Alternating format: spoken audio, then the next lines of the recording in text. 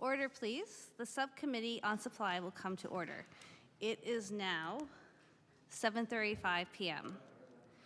The Subcommittee is meeting to consider the estimates for the Department of Advanced Education, as outlined in Resolution E1. Resolved that a sum not exceeding $676,617,000 be granted to the Lieutenant Governor to defray expenses in respect of the Department of Advanced Education, pursuant to the estimate. I will now invite the Minister of Advanced Education to make opening comments of up to an hour, and if they wish, to introduce their staff to committee. Thank you, Madam Chair. I'd like to begin by acknowledging that we are in Mi'kma'ki, the traditional territory of the Mi'kmaq people. I am pleased to have the opportunity to present to you the first budget estimates for the newly created Department of Advanced Education. So it is my hope that as I walk you through our investments, programs, priorities, and plans for the 2022-23 year, you'll be inspired by the work, collaboration, innovation, and research underway to continue to support a strong, sustainable, and vibrant post-secondary system that meets the needs of our students and our labor market, both now and into the future. So before I continue, there are a few members of the team here with me today, and I'd like to introduce them now. So to my right is Nancy McClellan, who is the Deputy Minister for Advanced Education. To my left is Wanda Fletcher, who is the Executive Director of Finance Advisory Services with Finance and Treasury Board. Also with me today, sitting in my back to my left, is the rest of my support team. We have Cheryl Toe, Greg Ells, Louise Van Wart, Ken Byron, and Tanya Lively.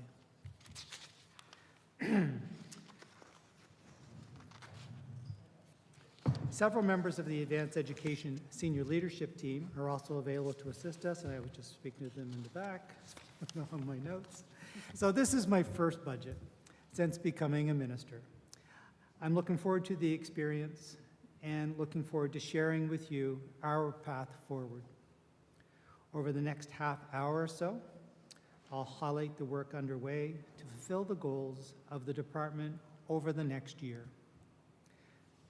with a focus on how we intend to achieve key government mandate priorities, specifically around enhancing healthcare training, improving governance to enhance the student experience, supporting inclusion, diversity, and accessibility across the system, and inspiring continued economic growth across Nova Scotia. Being an educator for almost 30 years before taking on this important role, I feel very fortunate to have the privilege to lead this department where education, training, and students are at the center of everything we do. Last year, the budget estimates for advanced education were a few paragraphs and a larger department's mandate. Thankfully, that has changed. Madam Chair, our domestic and international students and Nova Scotia's post-secondary institutions are a critical piece of the solution when it comes to meeting our vast and ambitious economic, population, and healthcare workforce goals. By creating a standalone Department of Advanced Education, my government sent a clear message that our work to foster a high-quality, inclusive, accountable, and collaborative post-secondary sector is a priority.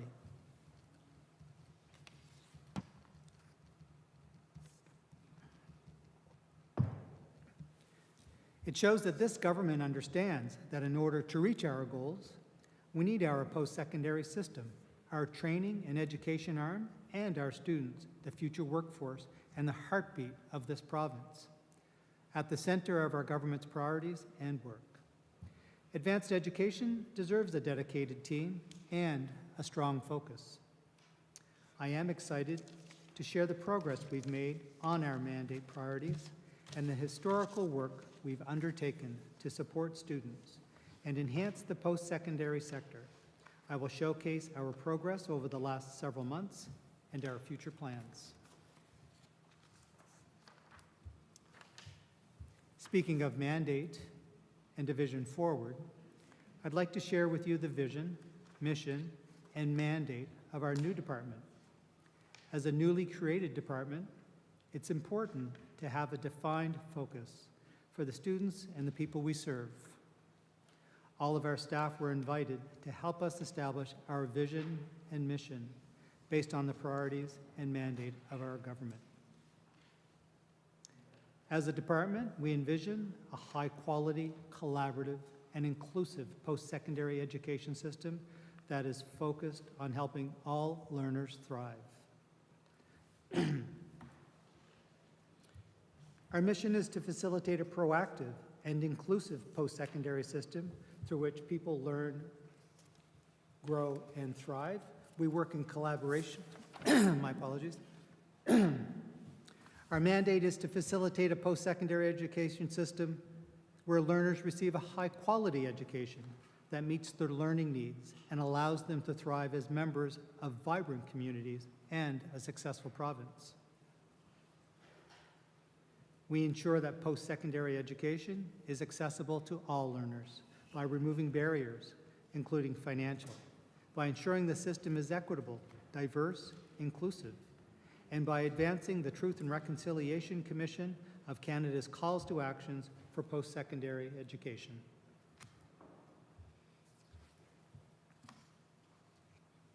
We work in collaboration and partnership to support research and innovation and ensure our post-secondary education system proactively addresses the changing needs of the economy and contributes to social and economic growth. Madam Chair, we know we need students and the institutions who train them now more than ever if we are going to meet the unprecedented labor market. Order. I would like to request that all members of the committee and presenters and the minister refer to me as mixed speaker. No worries. I recognize the Minister of Advanced Education. Thank you, mixed speaker. I'll continue from that paragraph. So we know we need students and the institutions who train them now more than ever if we are going to meet the unprecedented labor market demand in healthcare professions and keep the commitment we made to all Nova Scotians to fix healthcare. In the last 6 months alone, since becoming minister, I've seen our post-secondary institutions heed the call and demonstrate flexibility and collaboration to create more seats, more innovative training options, and more partnerships to ensure we have a healthy workforce to meet the needs of our growing and aging population, both today and tomorrow. I will elaborate on the details of these investments and initiatives shortly. But I will say that having visited all of the universities, most of the NSCCs, to listen to the principals, the teachers, the professors, the students, there's a lot of work going on among them. And it's great to see our post-secondary system working together where students that have even graduated from universities are going to our NSCCs to get real life, real work experience and to be able to further their studies and to attain a career that wasn't even defined. And it works the other way, where we have students from NSCC that will go to the university setting to further their education to get the career that they want as well. So right now the post-secondary system is all hands on deck and working all together. Mixed Chair, I'm very proud of the partnerships we've created and the history we are making together to ensure our workforce, economy, and healthcare system is strong. I've seen our post-secondary students step up and pivot unimaginably during the pandemic to do what was needed to keep their training on track so they can enter our workforce and build their lives here in Nova Scotia on time, with their degree or diploma in hand. Students have been through so much over these last 2 years, and I'm in awe. I'm in awe of the stories of strength, endurance, and passion that I've heard them tell me firsthand. As a matter of fact, as part of our student tours, we not only visited students in classrooms in person, we also had several online engagements with students, and that's in addition to the regular meetings that we would have with student leadership groups. So I've had the opportunity to hear a lot of these stories in many ways since becoming minister. My department does meet regularly with student groups. There's 2 government student roundtables, one for university students and the other for NSCC students, with representation from Students Nova Scotia, Canadian Federation of Students, and individual student union elected leaders from each campus. In fact, we just met with university students last week, where we, as always, gain valuable insight into the student experience. I'm very proud of the strong collaborative and trusted relationship we've already built with student groups across the province. I also recently began a student tour where I had the chance to meet with students from the universities and NSCC campuses that gave us insight into things that we didn't hear when we met with the student union groups. So with international students, we heard different things and new things. From domestic students, we heard new things. We asked questions about our student assistance program, which gave us different information. And we take all of the information and we do look into it for them. Some ask very specific questions. We take their information, we get back to them directly. But it's one of the most pleasant things that I do in this position is to really meet with students one-on-one. This tour was in addition to the regular university tour and NSCC tours that we do. And the feedback that we got from students and from faculty and from leadership is astounding. This is one of the advantages as a separate advanced education department can hyper-focus on what's most important, and that's our students. All this to say, Mixed Chair, I'm excited. In fact, we should all be excited about the many students who have told me they plan to stay in Nova Scotia after graduation and start their careers here. Maybe they'll start their families here. Maybe their children will go to school here. Maybe they'll all help us as our government achieve our goals of increasing the population. These students are our future doctors, nurses, CCAs, paramedics, skilled trades professionals, teachers, and early childhood educators, to name a few. These students are our province's future, and continued open dialogue with them is so important. I am absolutely committed to that.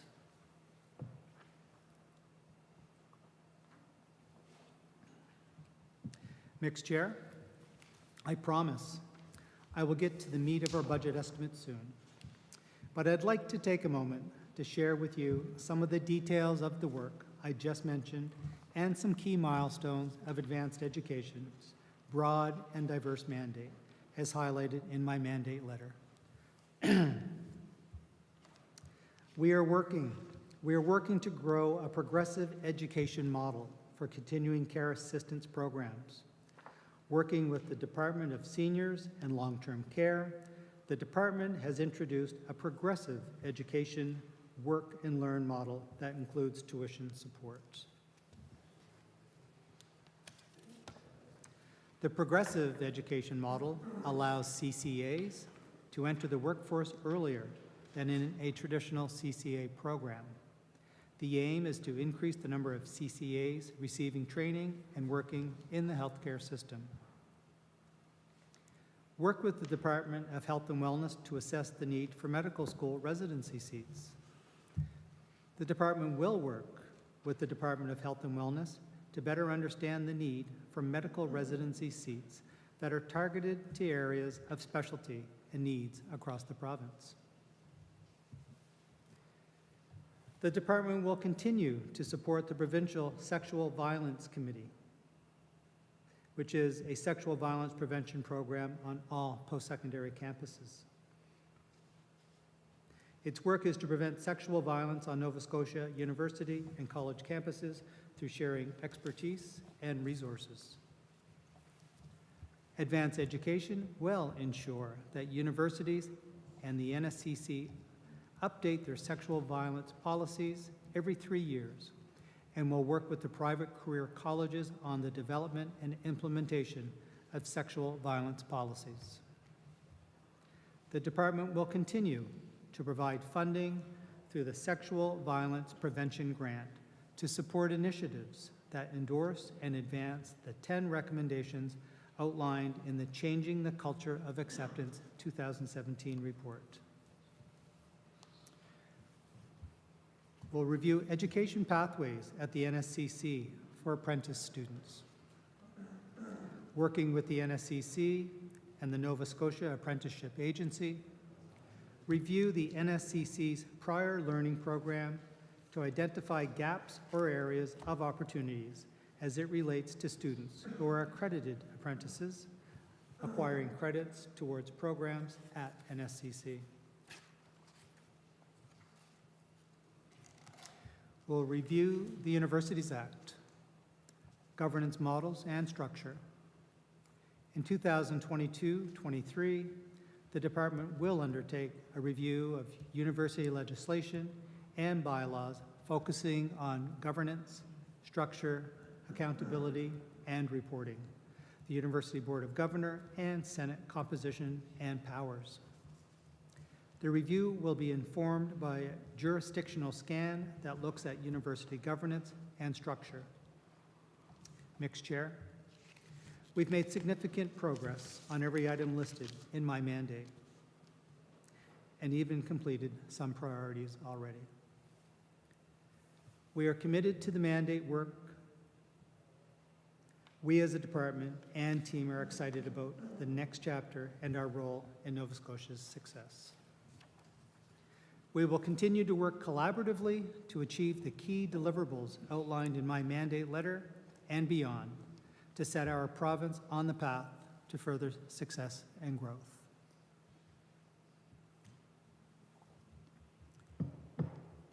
Mixed Chair, without further ado, I would now like to turn my attention to the department's budget for 2022-23 and the priorities supported by those investments.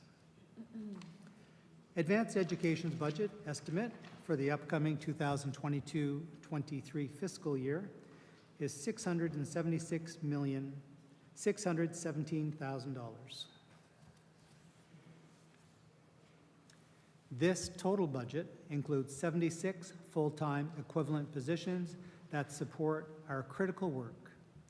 6 additional FTEs were transferred to the new department under this year's budget for roles that work to enhance inclusion and diversity in the post-secondary sector, and positions that will support the policy and planning division, who, at the moment, are a team of 2. The budget also includes $452,484,000 in funding to our post-secondary sector, including operating grants to the province's 10 universities. The operating grant increased by 1% this year, totaling $3.7 million, increased as prescribed in the Memorandum of Understanding the province has in place until 2024 with the universities.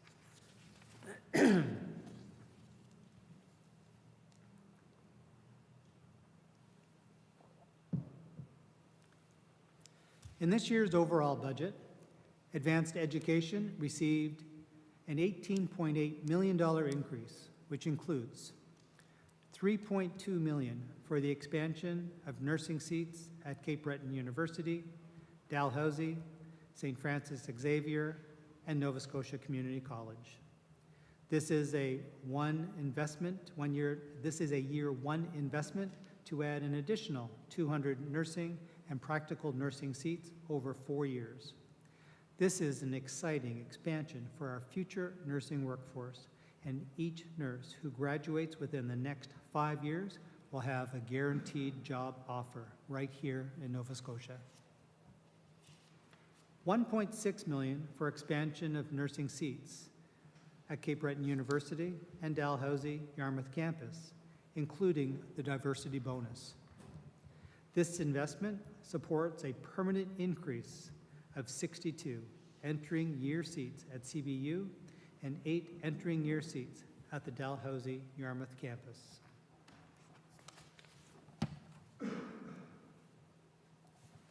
$3.7 million relates to the 1% increase in operating grants to universities I just referenced, as outlined in the current Memorandum of Understanding. $1.6 million for a student assistance increase provision for uncollectible accounts. $2 million for Nova Scotia Community College wage adjustments.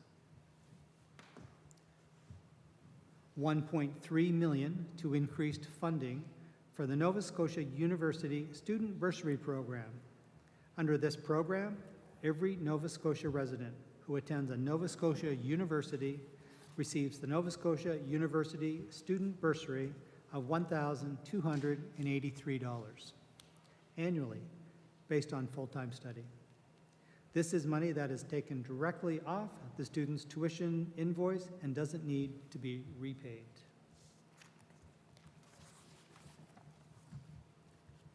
$1.3 million for long-standing funding agreements with the Nova Scotia Community College and Nova Scotia Universities for disability service delivery, which are being renewed in 2022-23.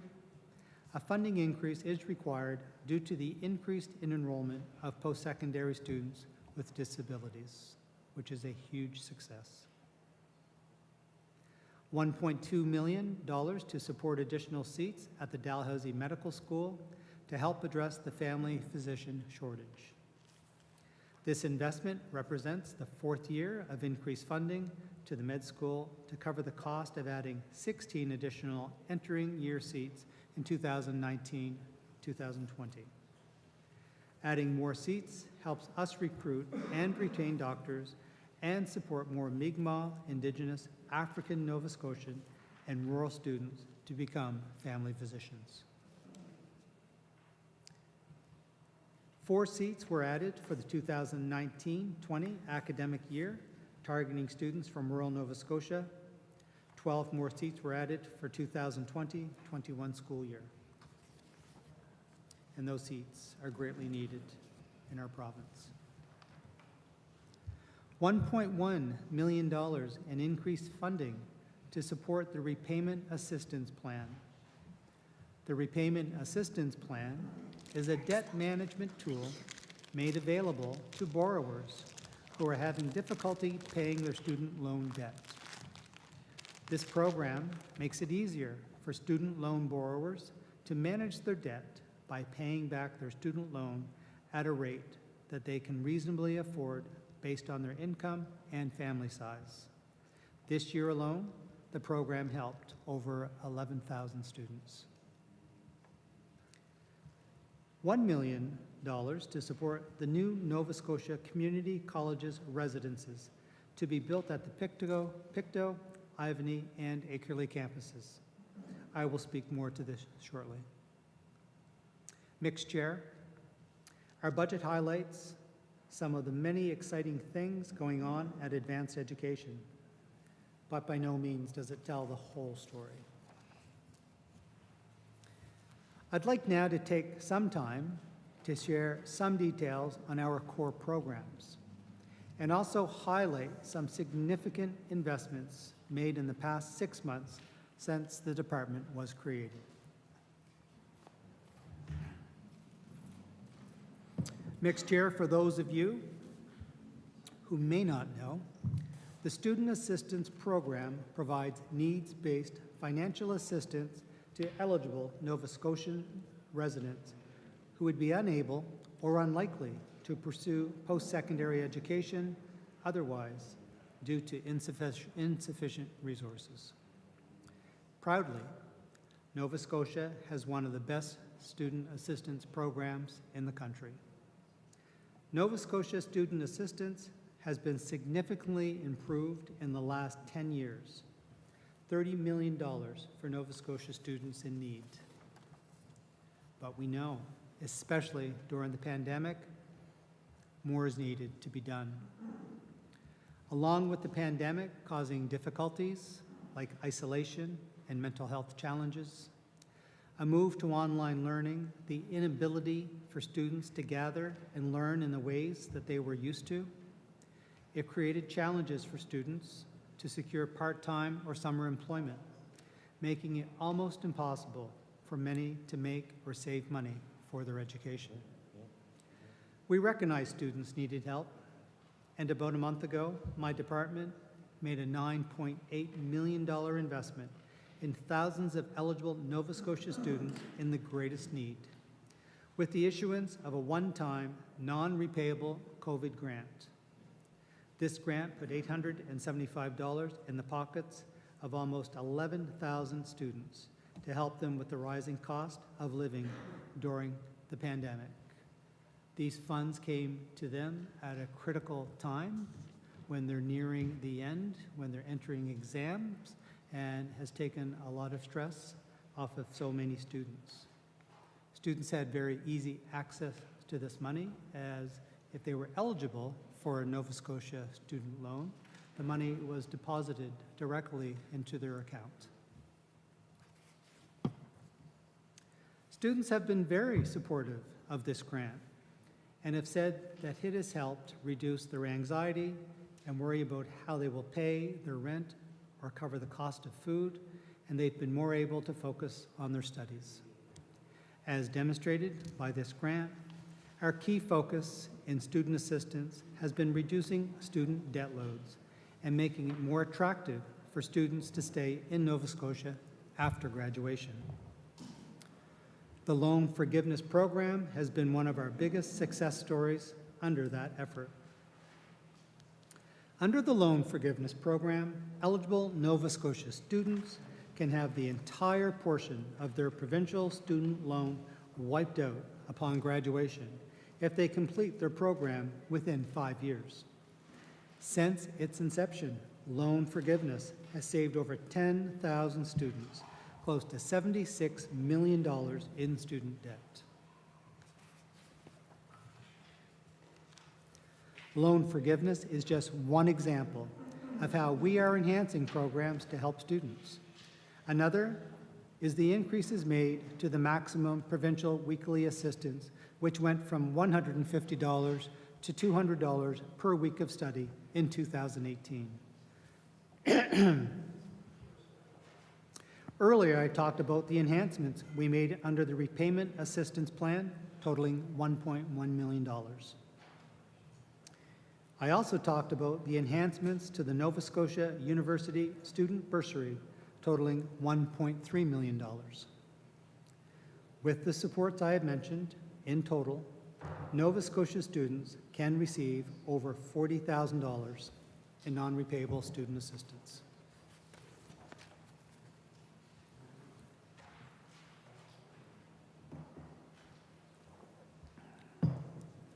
Mixed Chair, improvements are made to our programs based on many factors, but one major consideration is the student's voice. I gave some examples earlier about how we hear from students. I'd like to share an example of how we are listening and acting. This past fall, the Premier met with a group of Dalhousie nursing students who told him that they were experiencing a unique funding gap in their student assistance eligibility that left them short enough funding to cover the entire duration of their program. My department was able to act quickly to respond to student concerns by closing that gap and helping almost 250 nursing students access the funds they needed to make their program more accessible and affordable. The average amount that students received under this enhancement was about $3,300.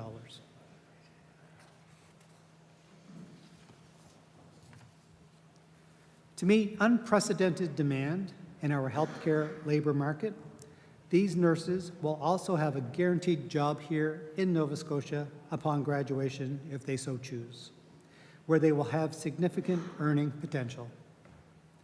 Another group of students that we heard from was continuing care assistants in training. Just recently, the government invested $57 million in the continuing care sector. Part of that investment will cover tuition costs for more than 2,000 full or part-time CCA students under the Work and Learn program. We've already heard from some of the students who are benefiting from this investment, like Amy Lake, who said the program changed her life by giving her the opportunity to work in a supportive environment while she furthers her education without financial concern or stress for herself and her family. Mixed chair. As I mentioned earlier, and as you heard the finance minister say in yesterday's budget speech, we've partnered with CBU, St. FX, DAL, and NSCC to add an additional 200 nursing and practical nursing seats. These additional students will begin their studies as early as this September. And with guaranteed jobs and high earning potential, they can begin their nursing careers here in Nova Scotia in just a few short years. I'm very proud of our post-secondary institutions for working so collaboratively with us to make this training a reality on such short notice. We are very grateful for how much our domestic institutions have pivoted to respond. But Mixed Chair, in order to meet the unprecedented demand in our healthcare system, we need to explore all training options and solutions, including those with world-renowned providers outside Nova Scotia. Several weeks ago, Advanced Education and Health and Wellness, along with Nova Scotia Health, signed a memorandum of understanding with the Toronto-based Michener Institute of Education at University Health Network. The Michener Institute is a world-renowned training provider that has an impressive track record. They specialize in applied health sciences education and provide training opportunities for critical positions within the healthcare system. The MOU establishes a relationship with the Institute to explore innovative opportunities to increase training capacity for positions that are in demand in the Nova Scotia healthcare system. We are working through the details of the MOU right now, and I hope to have more information to share with you soon.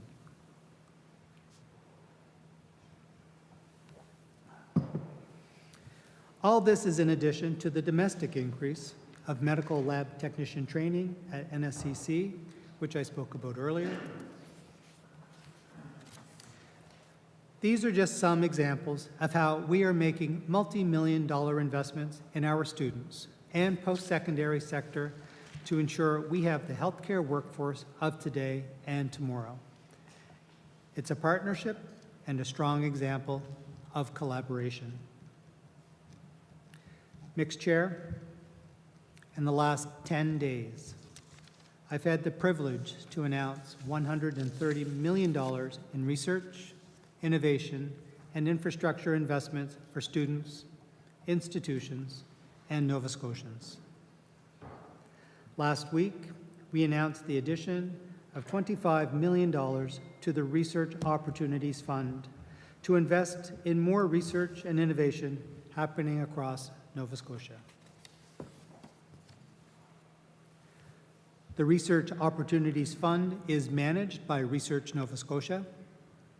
The additional funding will be used to support research opportunities in Nova Scotia linked to government priorities like economic growth, population growth, health innovation, and mental health. Mixed Chair, We know an investment in research is an investment in job creation, healthcare solutions, and business innovation, and puts Nova Scotia on the map as an ideas and solutions hub. This investment supports our researchers in creating new technologies, medicines, and strategies that will help solve Nova Scotia's biggest challenges. Mixed Chair, some examples of projects that have recently been supported by the Research Opportunities Fund include tracking COVID-19 in wastewater, an additional 20 projects that addressed vital COVID-19 questions, including personal protective equipment, supply chain, mental health, socioeconomic impacts, vaccine development, and treatments. Other projects included research for climate change, adaptation, and resilience, using, storing, and improving manufacturing for solar energy clean technology, and research for the sustainable bioeconomy, such as developing state-of-the-art advanced ceramics for healthcare, clean technology, and marine use. Mixed Chair, ensuring our post-secondary institutions remain competitive and have the space and infrastructure needed to welcome and train the future workforce is essential for our economic future. On Monday, I had the pleasure to travel to Cape Breton University, where I announced $105 million to enhance infrastructure research, innovation at the province's 4 rural universities. The $105 million investment represents one-time operating funding that includes 3 pieces: $65 million in deferred maintenance investments at St. Yves, Acadia University St. Anne, and Cape Breton University. $35 million to support the construction of a Center for Discovery and Innovation at Cape Breton University, and $5 million to execute planning for a strategic health initiative. The deferred maintenance investments will allow rural universities to address a significant backlog of infrastructure upgrades and improvements. Examples include electrical upgrades, roof replacements, accessibility, and mechanical upgrades. St. Francis Xavier University will receive $23.4 million. Acadia University will receive $22 million. Cape Breton University will receive $14 million, and University St. Anne will receive $5.6 million for deferred maintenance. The funding was allocated to each institution based on the university's share of the total operating funding provided to the 4 universities. The Center for Discovery and Innovation at CBU is a construction project that will house state-of-the-art research and instructional facilities. The center will feature the latest in green technology and digital infrastructure and will elevate Cape Breton Island as a national destination for research, innovation, health sciences, and a global destination for students. The planning for the Strategic Health Initiative will explore training and healthcare enhancement options to recruit and retain healthcare workers in areas of the province outside of the urban core. The planning work to be undertaken by CBU will address health education opportunities, health research, as well as the infrastructure needed for health education and training at CBU.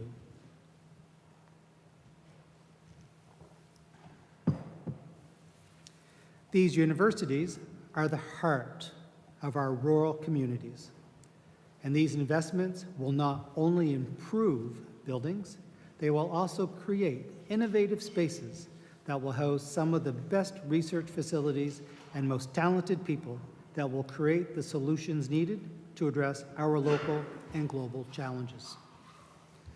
These infrastructure announcements are in addition to the investment in the new NSCC Marconi campus, currently under construction on the Sydney waterfront. It is quite a spectacle to see. With its modern design, open spaces, and state-of-the-art technology, it will create a dynamic learning environment that will attract students from across the province and beyond.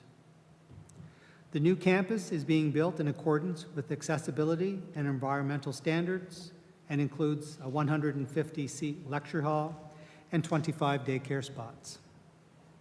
The build is on schedule and on budget.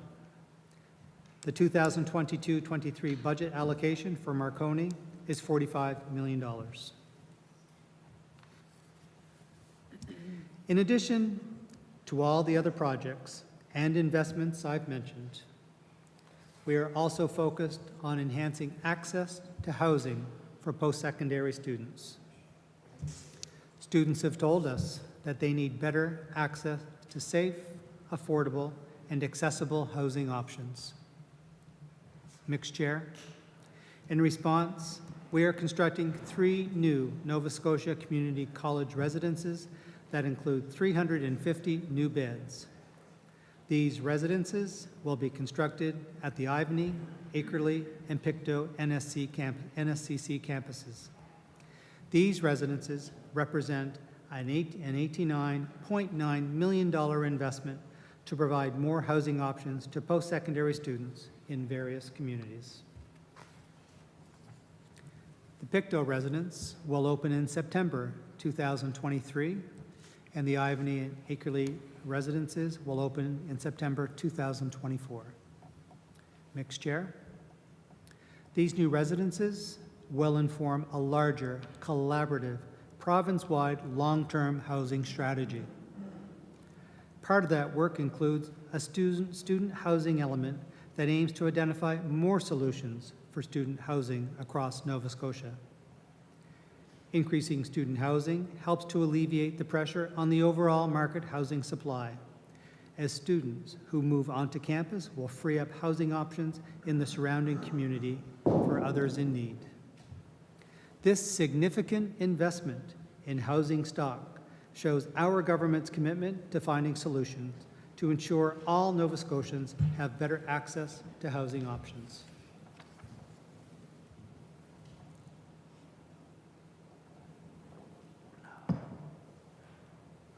Mixed Chair, inclusion, diversity, and accessibility are at the core of our work. Before I conclude, I'd like to elaborate on that. We must foster a post-secondary system that is safe, accessible, and represents the diversity of the province. I touched on this briefly earlier. I'm proud to say that all universities have standalone sexual violence prevention policies in place and must be updated every 3 years. In 2022-23, the department will work with universities and the NSCC to further the implementation of sexual violence policies, as well as work with the private career colleges on the development and implementation of sexual violence policies. The department will also implement new funding agreements to support students with disabilities at each publicly funded institution. Additionally, we will move forward with our strategic plan that supports the recruitment and retention of Mi'kmaq and Indigenous post-secondary students. This is important and exciting work that reflects our mandate to be culturally competent and have a post-secondary system and institutions where all students, regardless of race, ability, gender, age, or background, see themselves reflected in our policies. Mixed Chair, I know I've given you lots to digest. I hope these remarks reflect the extreme pride I have in the work of my team and the mandate of my department. I do indeed work with an incredible group of professionals. Our work is not only important, it is necessary. I am now happy to take your questions. Thank you, Minister. Now it is practice that each caucus has up to an hour to ask questions of the minister. Only the minister may answer questions. And to begin, I will now recognize MLA Jessam from the official opposition. Thank you, Mixed Chair. Welcome to Province House, tout le monde. It's good to see everybody back in here. Minister Wong, congratulations on the latest venture of your long career in supporting students and education. I know your heart is certainly in it, and I've appreciated your willingness to connect over the last 6 months as we adjust to our new roles. And to staff in the room and who I know are watching attentively at home, thank you for your time and effort getting the minister up to speed and serving Nova Scotians for the last number of years, certainly leading up to today. Budget's a difficult thing to prep for, I can expect. I only got one kick at the can as minister, but I was grateful for the support that I had at the Public Service Commission, and I know that there were staff that we deployed to serve your departments and to serve departments throughout the public service, and I know the hard work that goes on. So thank you very much. I had asked to get involved in this critic role because the student experience, the student leadership experience, was something that was kind of my launch pad into public representation, and I had the good fortune to be elected to a role as a student leader at Acadia, and it was kind of my first experience with respect to student advocacy and focus on the post-secondary sector, so it's certainly something that I'm interested in. I come across it humbly. I've also got solid backup here alongside the member for Northside Westmount, who I know has a significant background in the community college and post-secondary world, so we'll do our best to try and ask some good questions and hopefully get to dig a little deeper into the work that Minister Wong and his team at Advanced Ed are getting into. So with that, I'd like to start with in a similar place to the minister and focus a little bit on the mandate letter. The government continually highlights the milestones and the key elements of mandate letters across respective ministerial portfolios. So to kick things off, I did want to ask the minister to clarify if there was a 90-day timeline, or there was a timeline for completion of mandate-related tasks, and where that might be accessible for the public, or whether it's an internal document, perhaps, through the chair. I recognize the Minister of Advanced Education.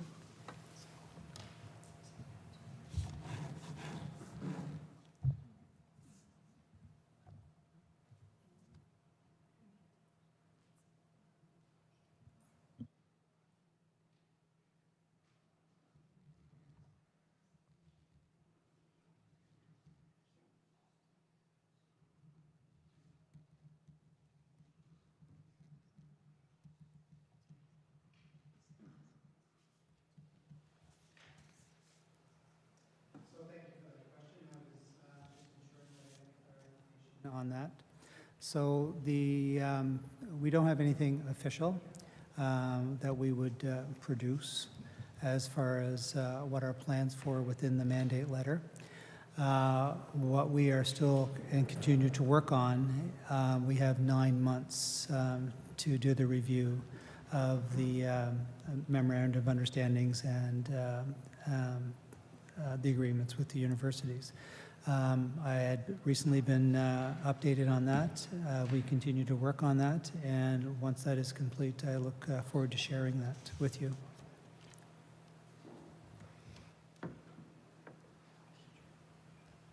Oh, sorry. I recognize the honorable member for Hammonds Plains, Lucasville. Thank you, Mixed Chair. So that's not something that we can expect to see at any point.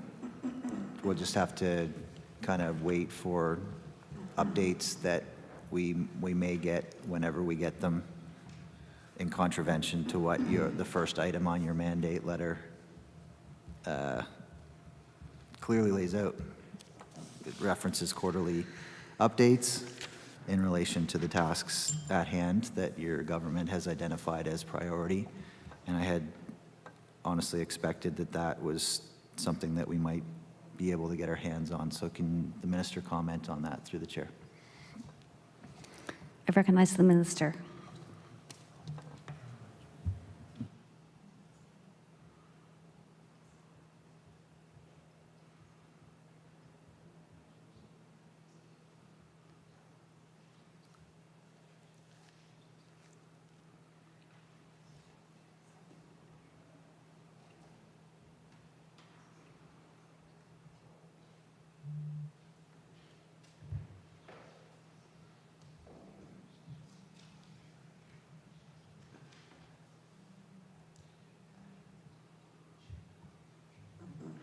So we do have some items in our mandate that do have defined timelines, and some don't have defined timelines. However, what was set out in our business plan that was sent out yesterday do have our mandate items that are listed in there, and so that has been publicly shared. And my apologies for the confusion on the answer.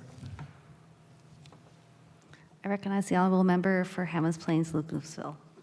Thank you.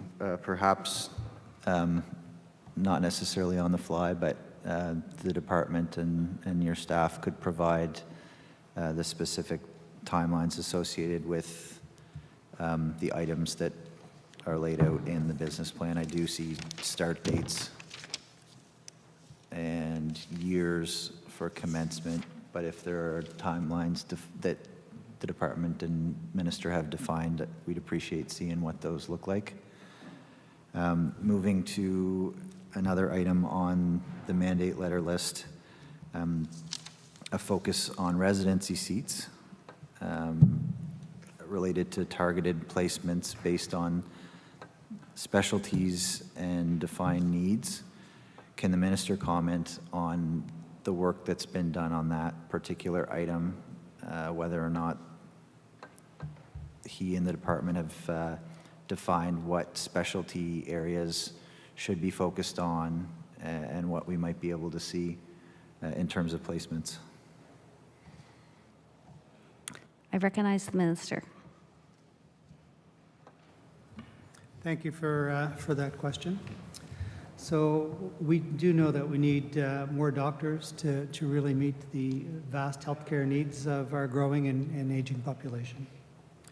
So we are proud to add 16 additional medical seats to our medical school at Dalhousie, which was in 2019-2020. Adding more seats helps us recruit and retain doctors and support more Mi'kmaq, Indigenous, African, Nova Scotian, and rural residents to become family doctors, which we so need. So we're also committed to making the financial and educational investments with medical students, like tuition and debt relief programs. So those programs, as far as trying to reach out to our diverse communities, we're actively working on that.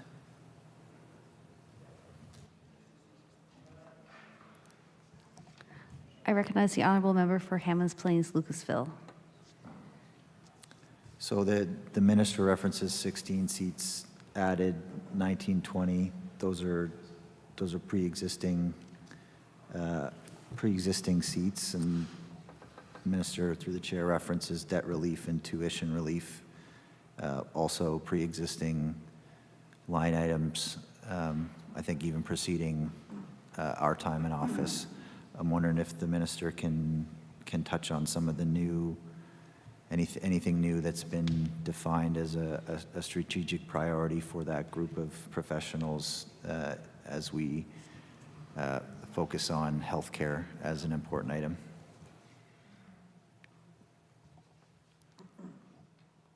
I recognize the minister.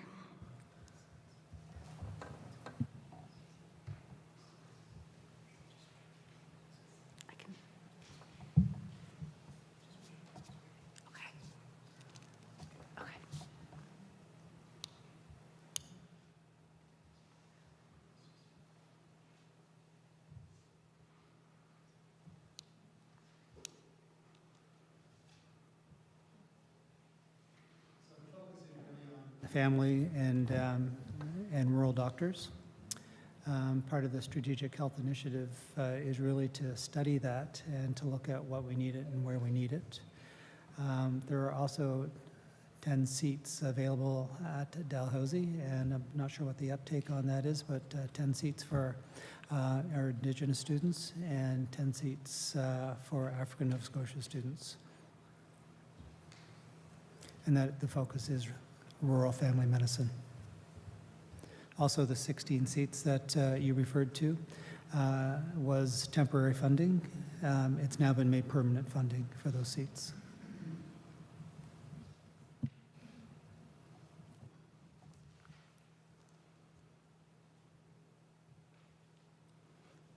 I recognize the honorable member for Hammonds Plains, Lucasville. Excellent. Thank you for that clarification, Minister. Through the chair, another piece of the mandate letter that I wanted to try and identify if there were additional or expanded, there's expanded work being done was the piece around sexual violence strategies on university campuses. I'm wondering what, and the minister in his opening remarks did indicate that these institutions did have these strategies in place, and that they do require some revision and revision's not the appropriate word, monitoring consistent every 3 years. So I'm wondering what the distinction for that particular item on the minister's mandate letter, what the distinction is there.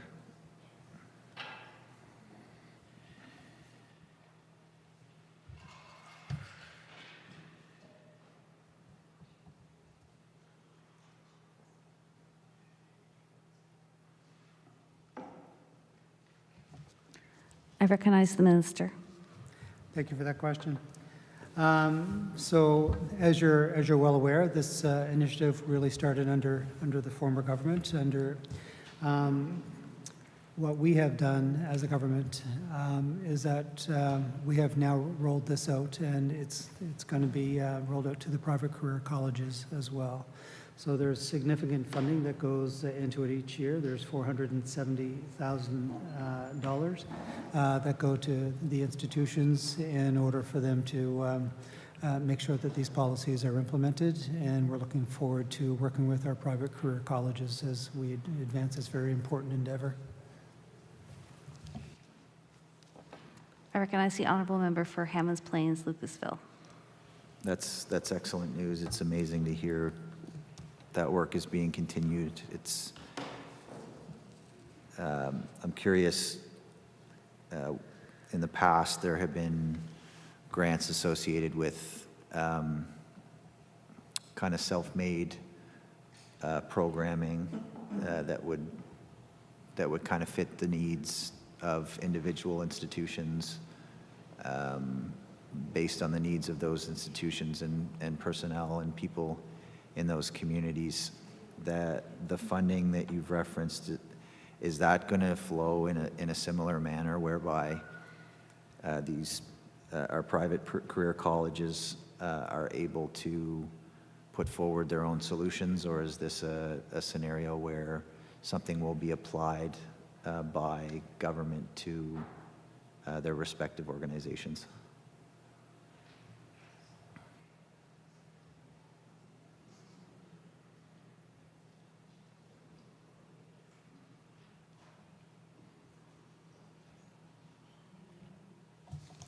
I recognize the Honourable Minister.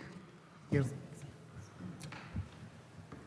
So our private career colleges are private businesses. We don't have full control over anything that they do.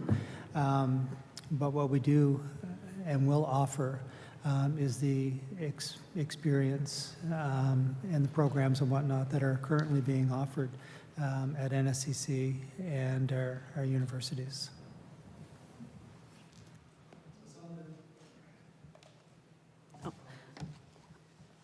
Some of the things that we have in place are Waves of Change, which is a bystander intervention training. I'll just go through a few. Development of online resource toolkits for sexual violence education and prevention. Research and evaluation of university sexual violence policies.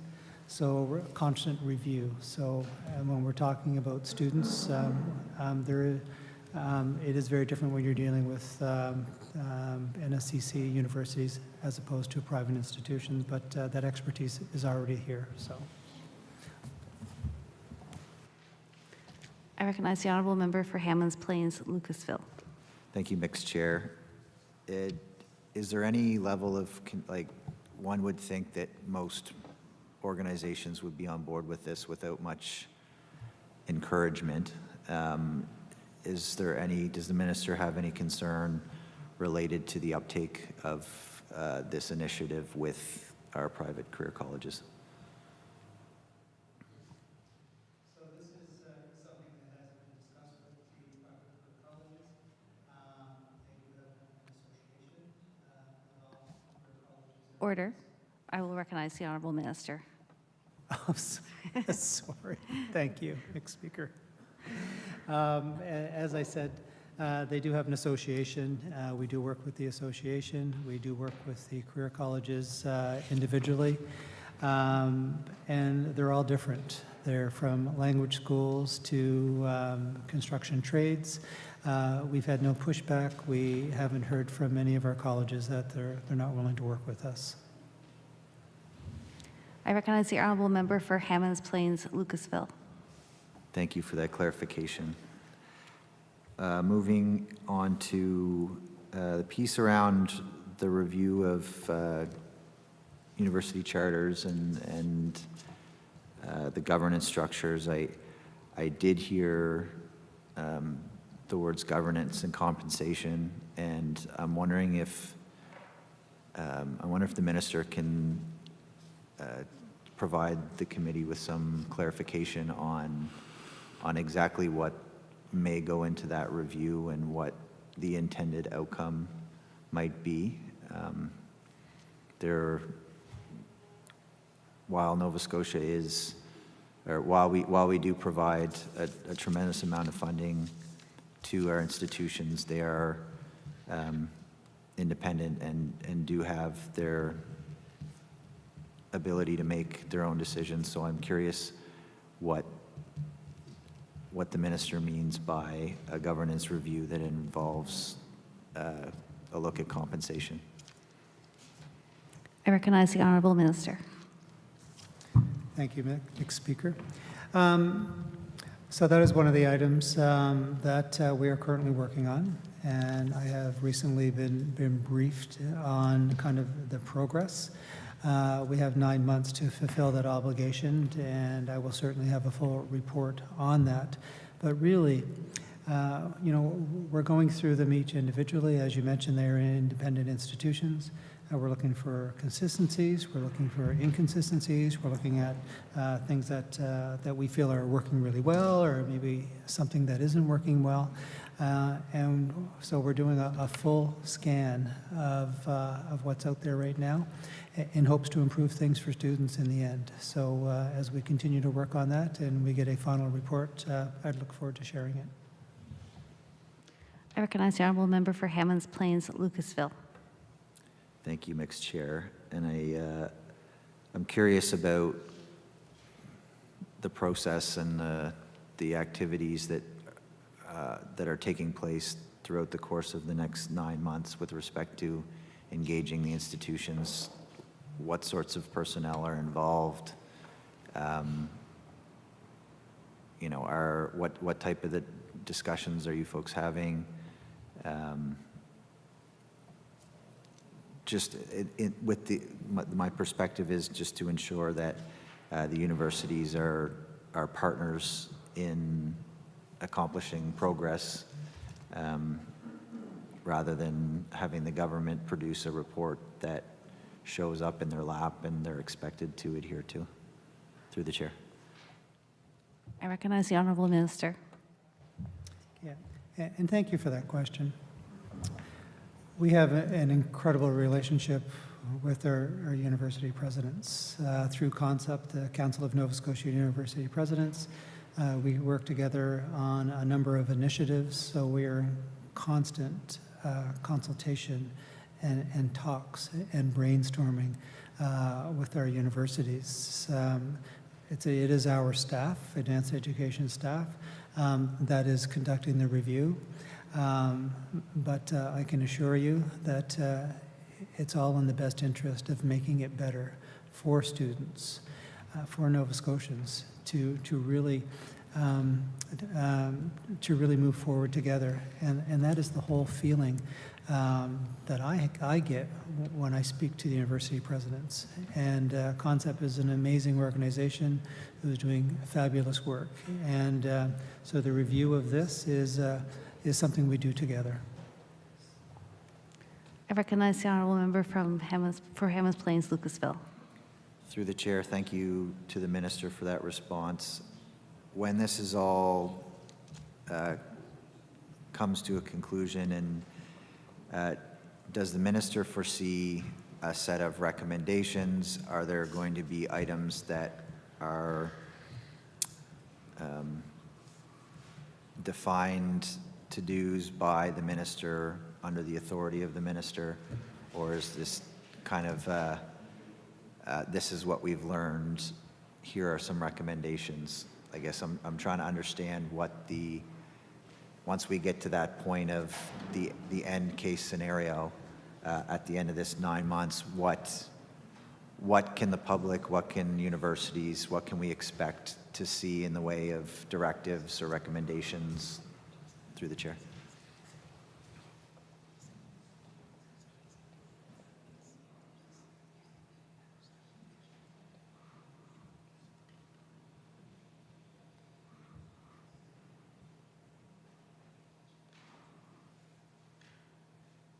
I recognize the Honourable Minister. Thank you, Mixed Chair. At the end of the day, we want the student experience to be the best possible experience. So we are actually looking at our partnership. There is regulation. There is legislation out there. We will have recommendations at the end of it. But at the end of the day, we are truly looking to improve the experience of students that go to our Nova Scotia universities. I recognize the Honourable Member for Hammonds Plains, Lucasville. So I am hearing collaboration. I'm also hearing regulation and legislation. So as the minister has indicated, and I know is exemplified through the work of the department, that if that scenario takes place where legislative and regulatory changes a scenario that we get to, that the institutions will be brought along for the ride as collaborators rather than seeing something as a surprise. And ultimately, I know the students are at the heart of the work that goes in from both parties. Co-op education. I'm moving along here, I think.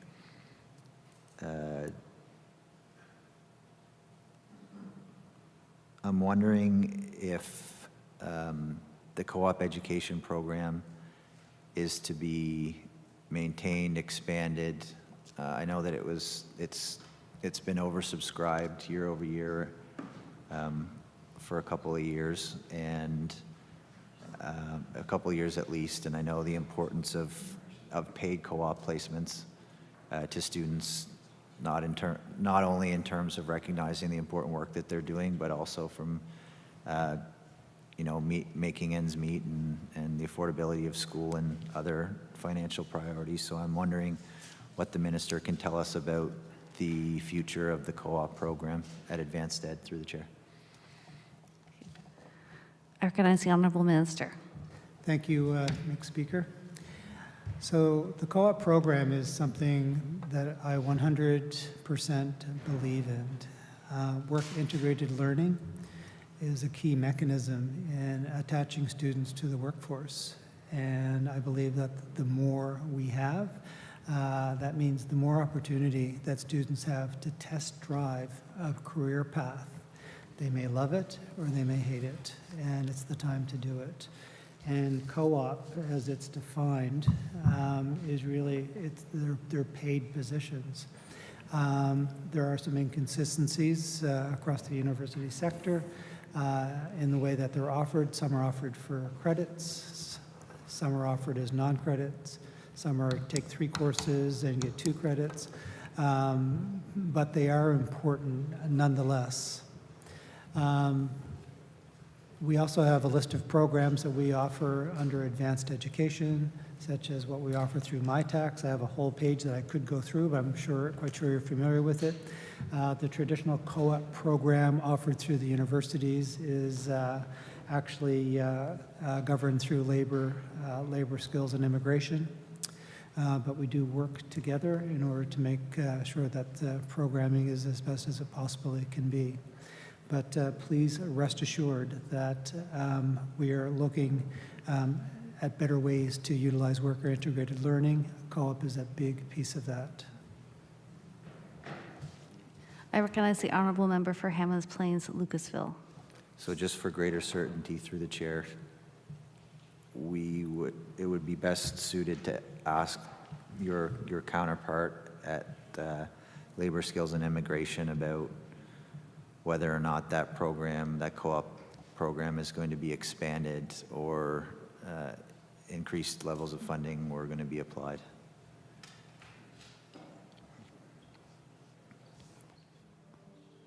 I recognize the Honourable Minister. Thank you, Mr. Chair. My hope would be that we could expand the program, but it is something that we are still looking at. It is every part of me, from my background working with experiential education, would be that if we could at all expand the program and work with our universities, work with the private sector, work with the public sector, my desire would be to expand the program. That's not saying that that's going to happen overnight, but it is something that we are certainly looking at. As a matter of fact, through LSI, our Graduate Opportunity Program is oversubscribed as we speak. I recognize the Honourable Member for Hammonds Plains, Lucasville. Thank you for that, through the chair, thank you for that response. And I'll jump ahead a little bit since you referenced a program that I was going to ask about. What can the minister tell us about the future of the Graduate to Opportunities program, for example?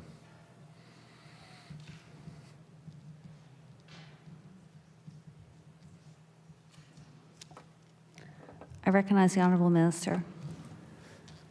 So thank you for that question. And as I just mentioned, I am familiar with the program, but that does lie with Labor Skills and Immigration, so I would leave any response to that to them. I recognize the Honourable Member for Hammonds Plains, Lucasville. And Innovate to Opportunities would fall into the same category. I recognize the Minister. That is correct.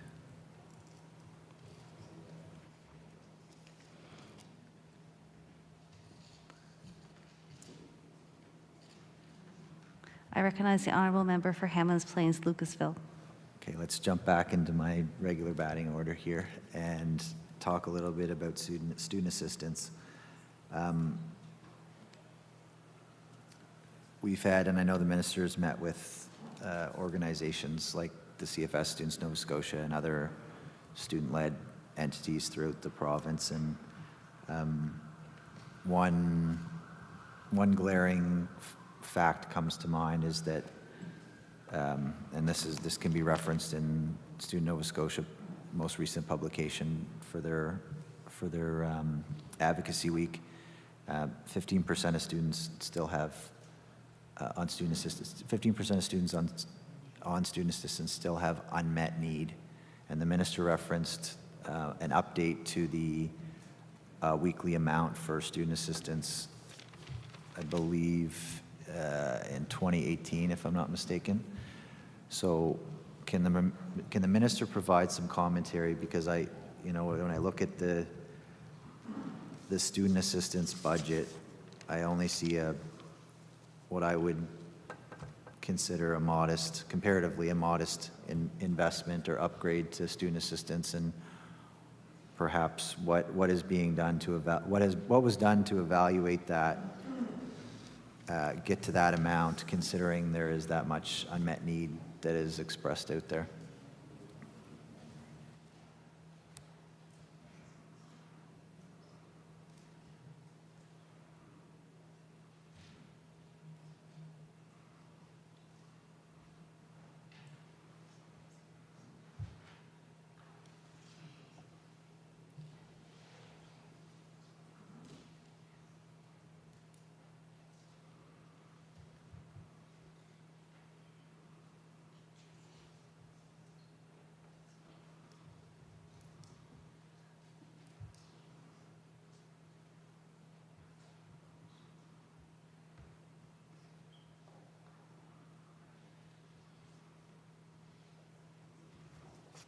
I recognize the Honourable Minister. Thank you, Mick Speaker. That increase was certainly under your government. When you did that in 2018, it was previously at $180, and it had been increased to $200. So the increases that you do see there, a chunk of that money is part of the disability supports that we have, and we had more students that really took advantage of that. That's a very good news story, that we're spending more money on students that feel comfortable to go into our post-secondary system.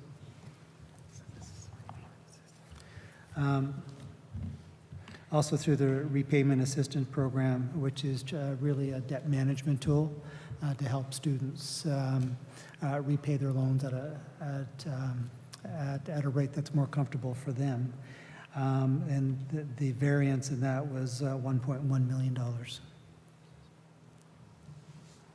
I recognize the Honourable Member for Hammonds Plains, Lucasville. So the addition, through the chair, so the additional student assistance funding that can be cited for the record is what we see here. That's like, is that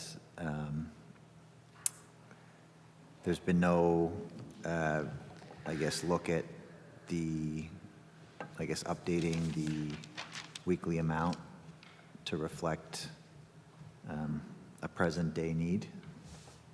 To the chair. I recognize the Honourable Minister. Thank you, Mick Speaker.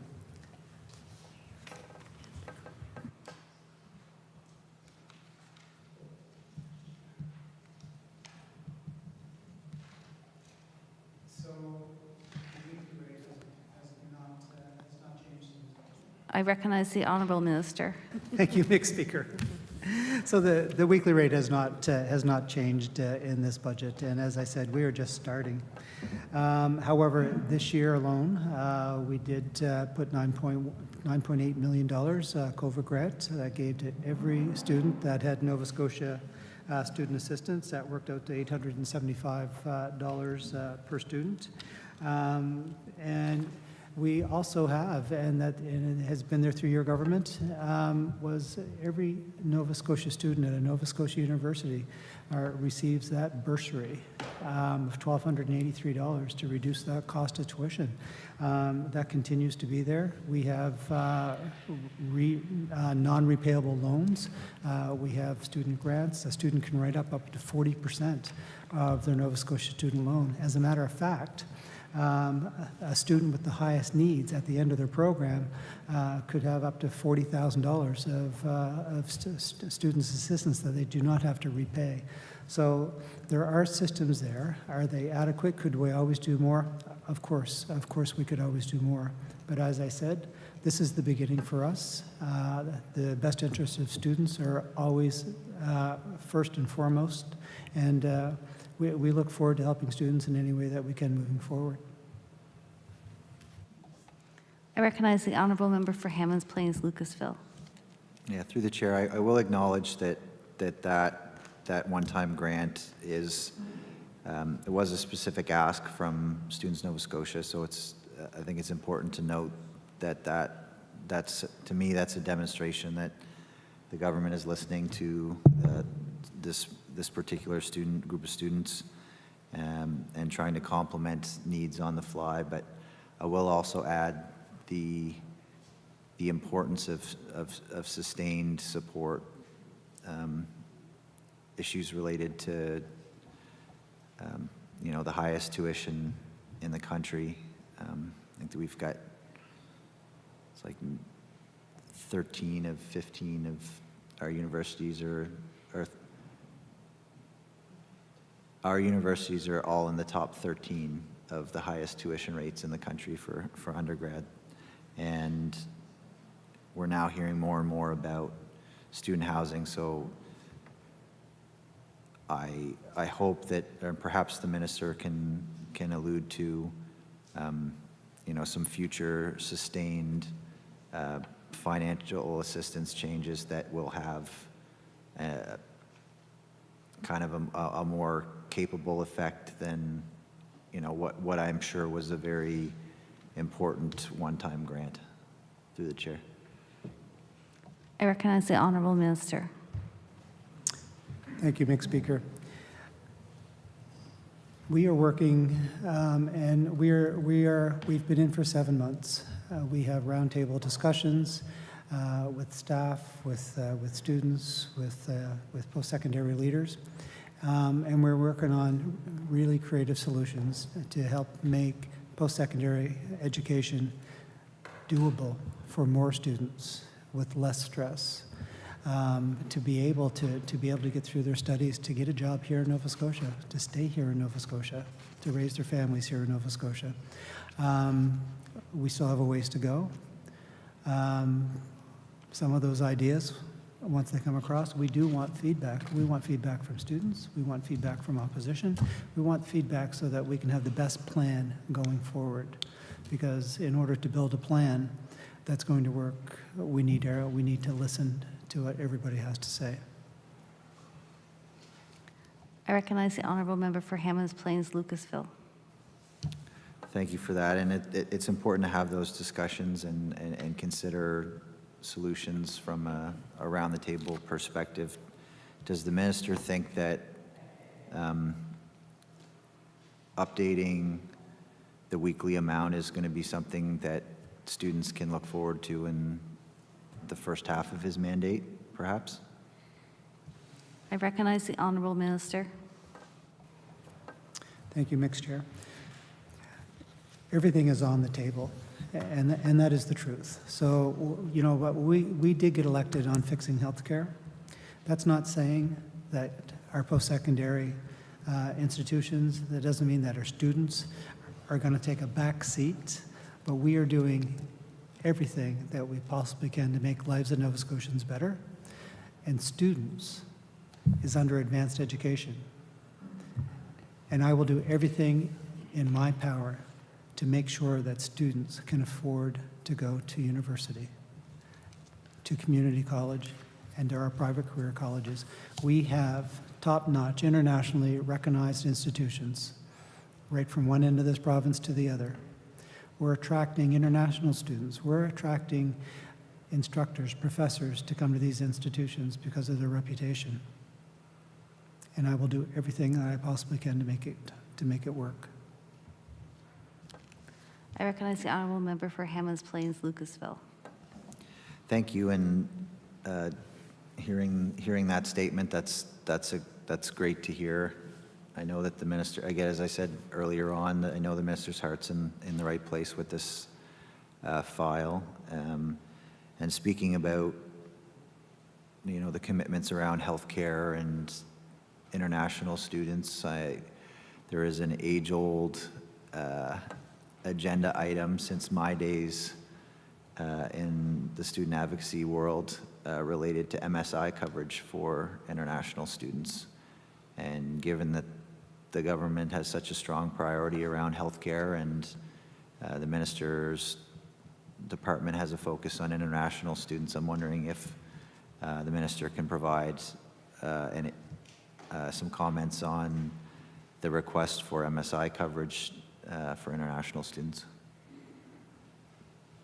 I recognize the Honourable Minister. Thank you, Mr. Speaker, and thank you for that question. You and I have had that conversation. We have had the conversation with Students of Nova Scotia, Canada Federation of Students. Some student unions have also brought that up. It's important that we welcome international students into our schools, into our communities, make them feel part of Nova Scotia, because we want them to stay here. We want them to work here. We want them to raise their families here. So MSI coverage is certainly part of that mix that could potentially help them. However, in conversations with all of our stakeholders, sometimes there are more priorities than what the MSI could potentially bring. But we have had conversations with the Department of Health and Wellness about potentially changing the coverage. We have looked at what other provinces are doing. We're on par with some, and maybe we're behind on others. But there are several different pieces to that that we're looking at. And I'm not saying that we will or that we won't. But what I am certainly saying is that we're going to act in the best interest of students. And if that's something that we can fit into our mix, then that'll certainly be up for discussion. The Honourable Member for Hammonds Plains, Lucasville. Thank you, Mix Chair.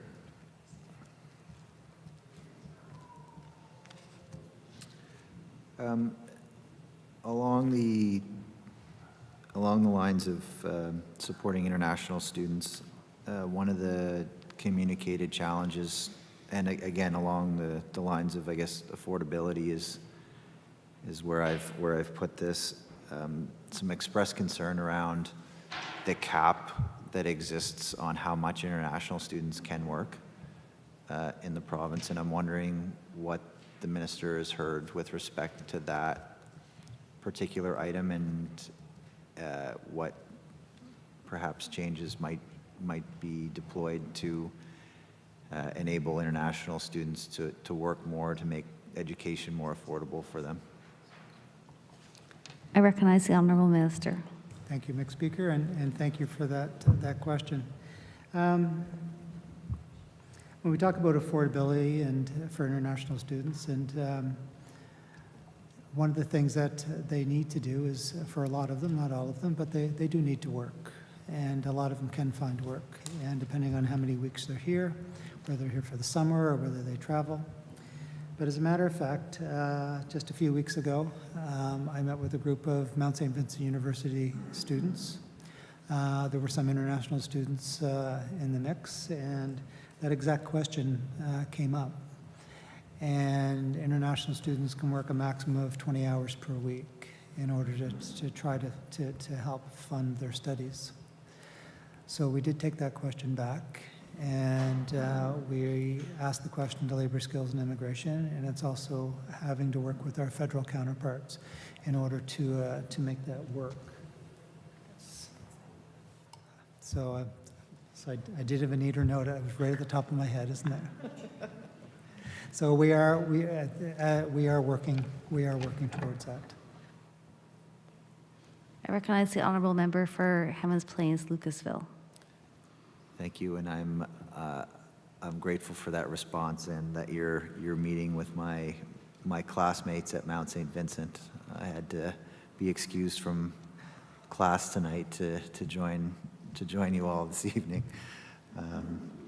But I'm here and glad to be here, and glad to hear that you're consulting with Mount St. Vincent students alike. On to the question of open education resources. Students Nova Scotia had presented what I observed to be a pretty reasonable ask that could have an important effect on students' ability to get the information that they need vis-a-vis textbooks. So I'm wondering how that, I know that the minister is aware of it, so I'm wondering how those discussions have gone and what might be in store for that particular initiative. I recognize the Honourable Minister. Thank you, Mixed Speaker. And thank you for that question. And we had a discussion about open education resources as well when we met. That is a question that we have brought up to every university president, every student group that we have spoken to. We understand that it is important to reduce costs for students. There's been, multiple examples of students spending $250 for a textbook, and they may use one chapter. But as you know, CAL had, our university librarians, had a pilot project, and that was quite successful.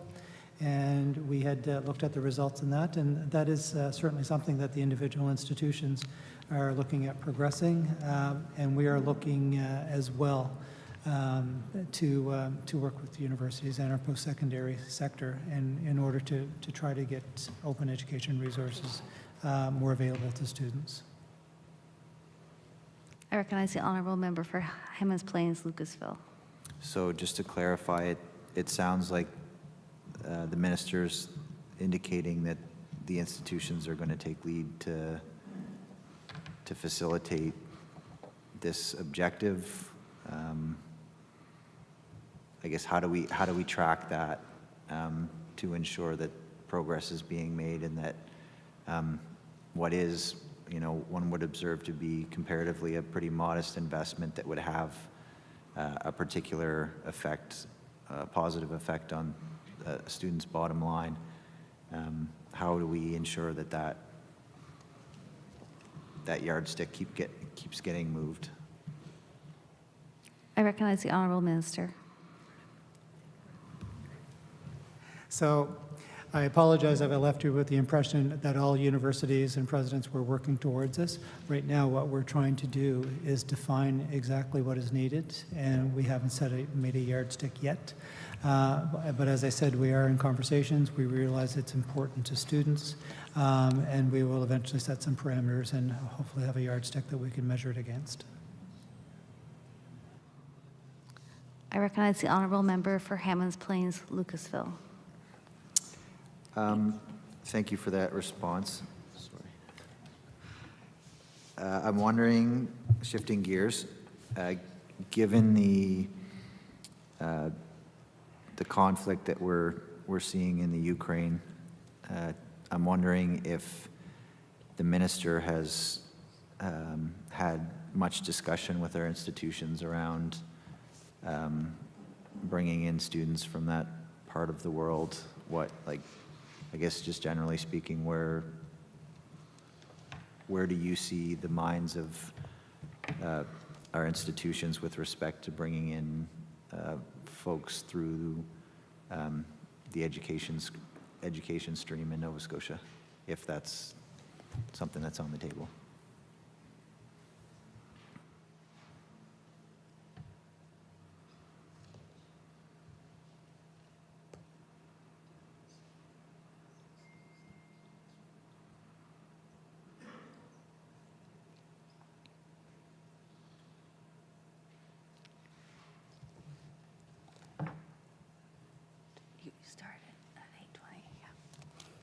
I recognize the Honourable Minister.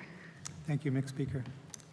Our department directly, we've had casual conversations, but this is really under Labor, Skills, and Immigration,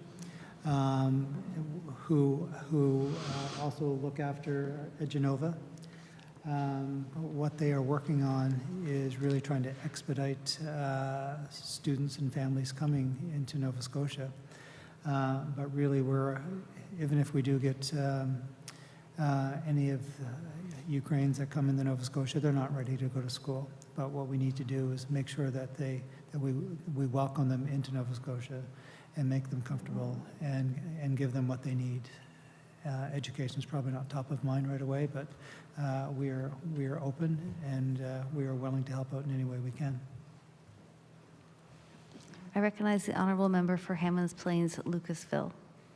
Thank you, and I appreciate that support and that consideration. I know that I would agree it's probably not the first thing on their mind, but we only have so many tools that are in our tool belt to try and support, and one of them is a direct line through the education system that I would suggest is a little more simple than others.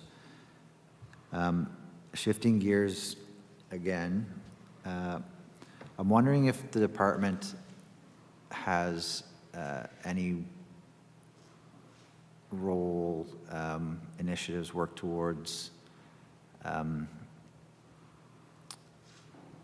with the intent to streamline in-migration of various professionals, and I'll add some context here.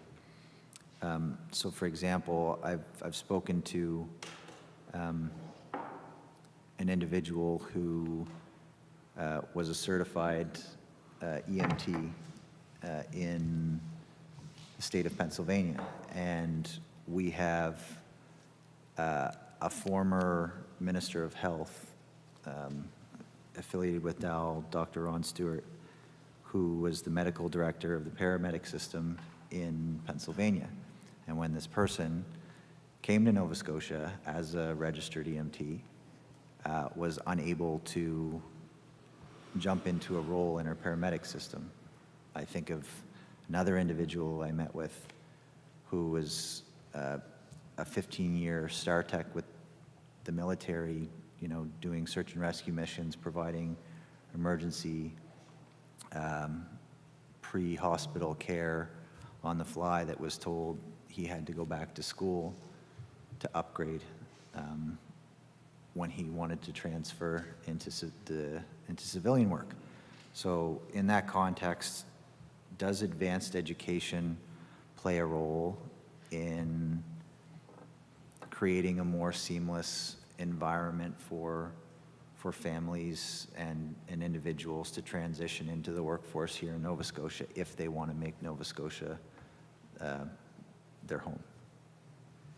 I recognize the honorable minister. Thank you, Mr. Speaker. I'll eventually get used to waiting for you before I start speaking. That is something that's very important to our government. But what you're asking really falls under labor skills and immigrations for credentialing and matching of programming and what's needed. But I will tell you a personal story. In my role as a principal of an experiential high school and an adult high school, we had a 46-year-old gentleman that came back to school to get his grade 12. And this story really revolves around, we also need to work with private enterprise and whatnot. But this person was a welder. He was a blacksmith. He had his own YouTube channel with over 100,000 viewers. He worked for almost 3 decades. And what he did, he was an expert. And he couldn't get a job because he didn't have a high school diploma. So we have a long ways to go when we're looking at micro-credentials, looking at prior learning, not just for the education system and not just for government, but out there in private industry and whatnot as well. So, but it is something that is important to our government to make sure that when people come into the province from wherever they come, if they're from a different province or a different country, that we give them credit where credit is due. I would just like to remind the honorable member that you have 5 minutes left. I recognize the honorable member for Hammonds Plains, Lucasville. Thank you, mixed chair. Through you, a couple of different occasions we've heard, and even in the budget address itself, we've heard the engagement that the Premier undertook to reach out to nursing students, and what an important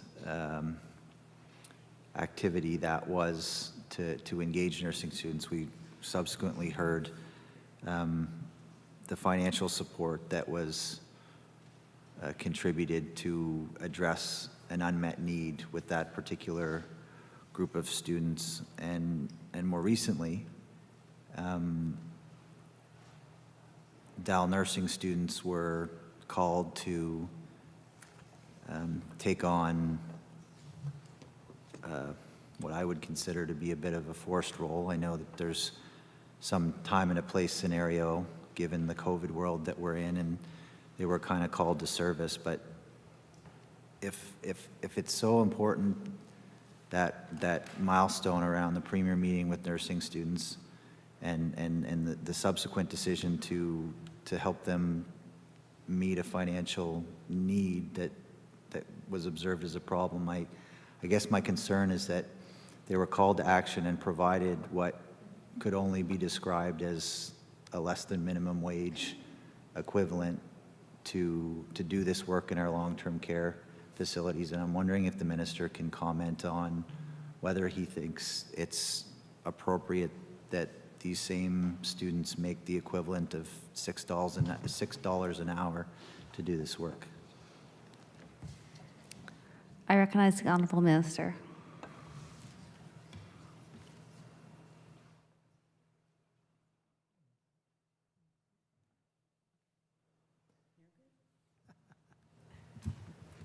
Thank you, Mick Speaker.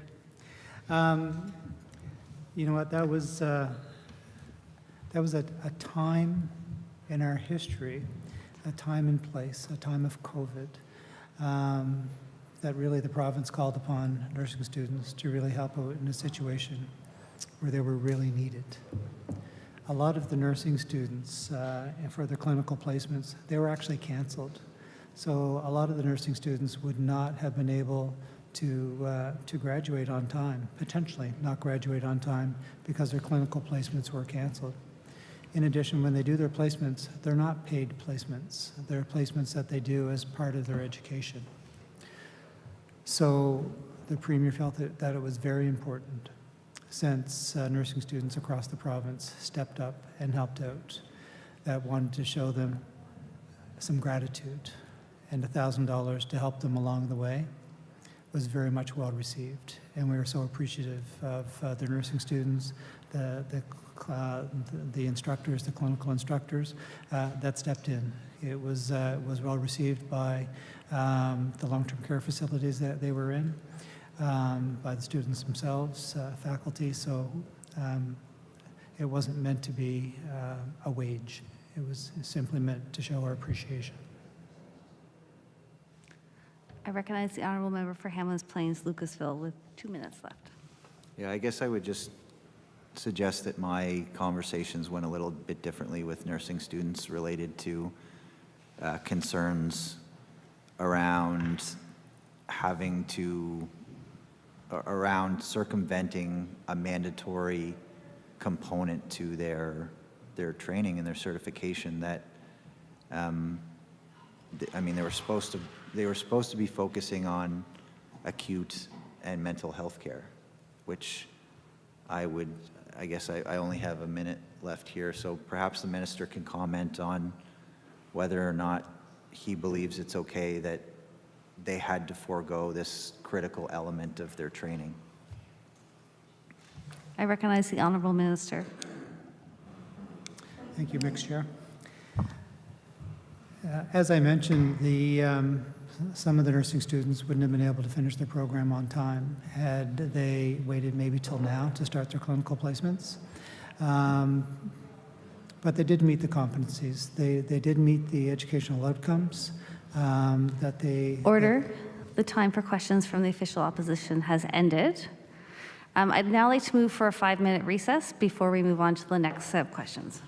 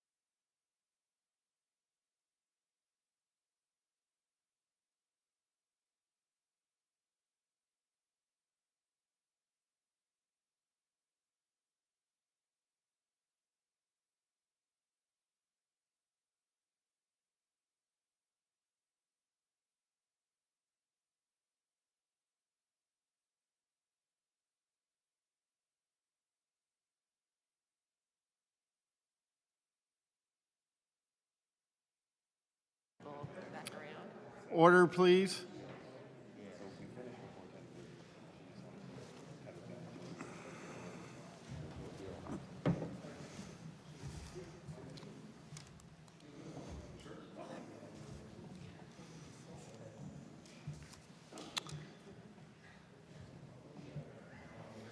Thank you.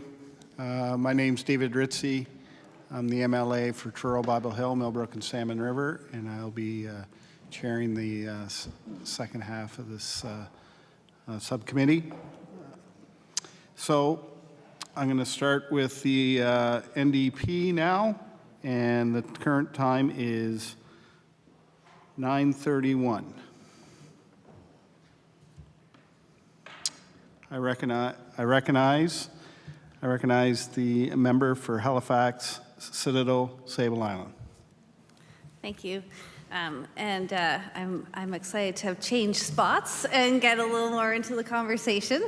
And I think, the minister, you and I have had through the chair, the minister and I have had a chance to meet before, and and I've been able to share my passion for post-secondary education. So I'm actually still a student. I'm completing my PhD in health at Dalhousie University this year. That's now I'm on the record, so it's going to happen. Prior to that, I was a sessional instructor at Dalhousie University. I managed a national research project, and I've been involved in a number of large national research and international research collaborations. So I'm also a parent trying to transition some kids into post-secondary education. And I have 4 universities in my riding and thousands of students, staff, administration, and faculty. So obviously this is near and dear to my heart. So I have a few questions to go through, and I'm really looking forward to the conversation tonight.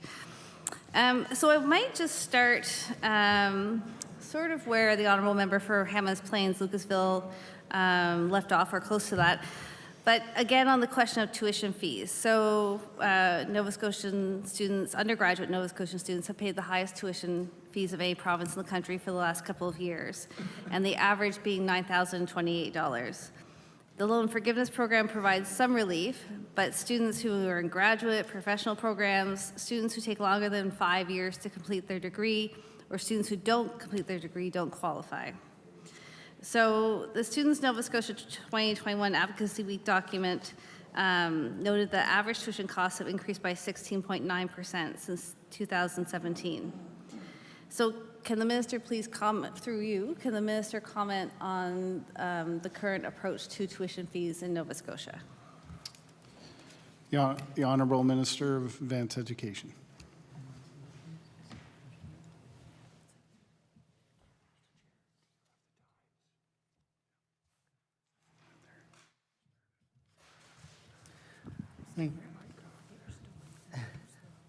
Thank you, Mr. Speaker.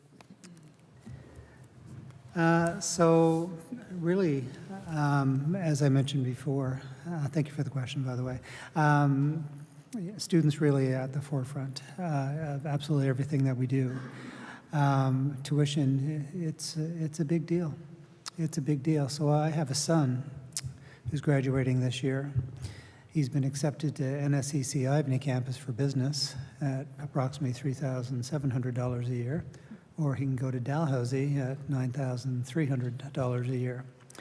And it's, for me, it's a no-brainer because I'm paying for it.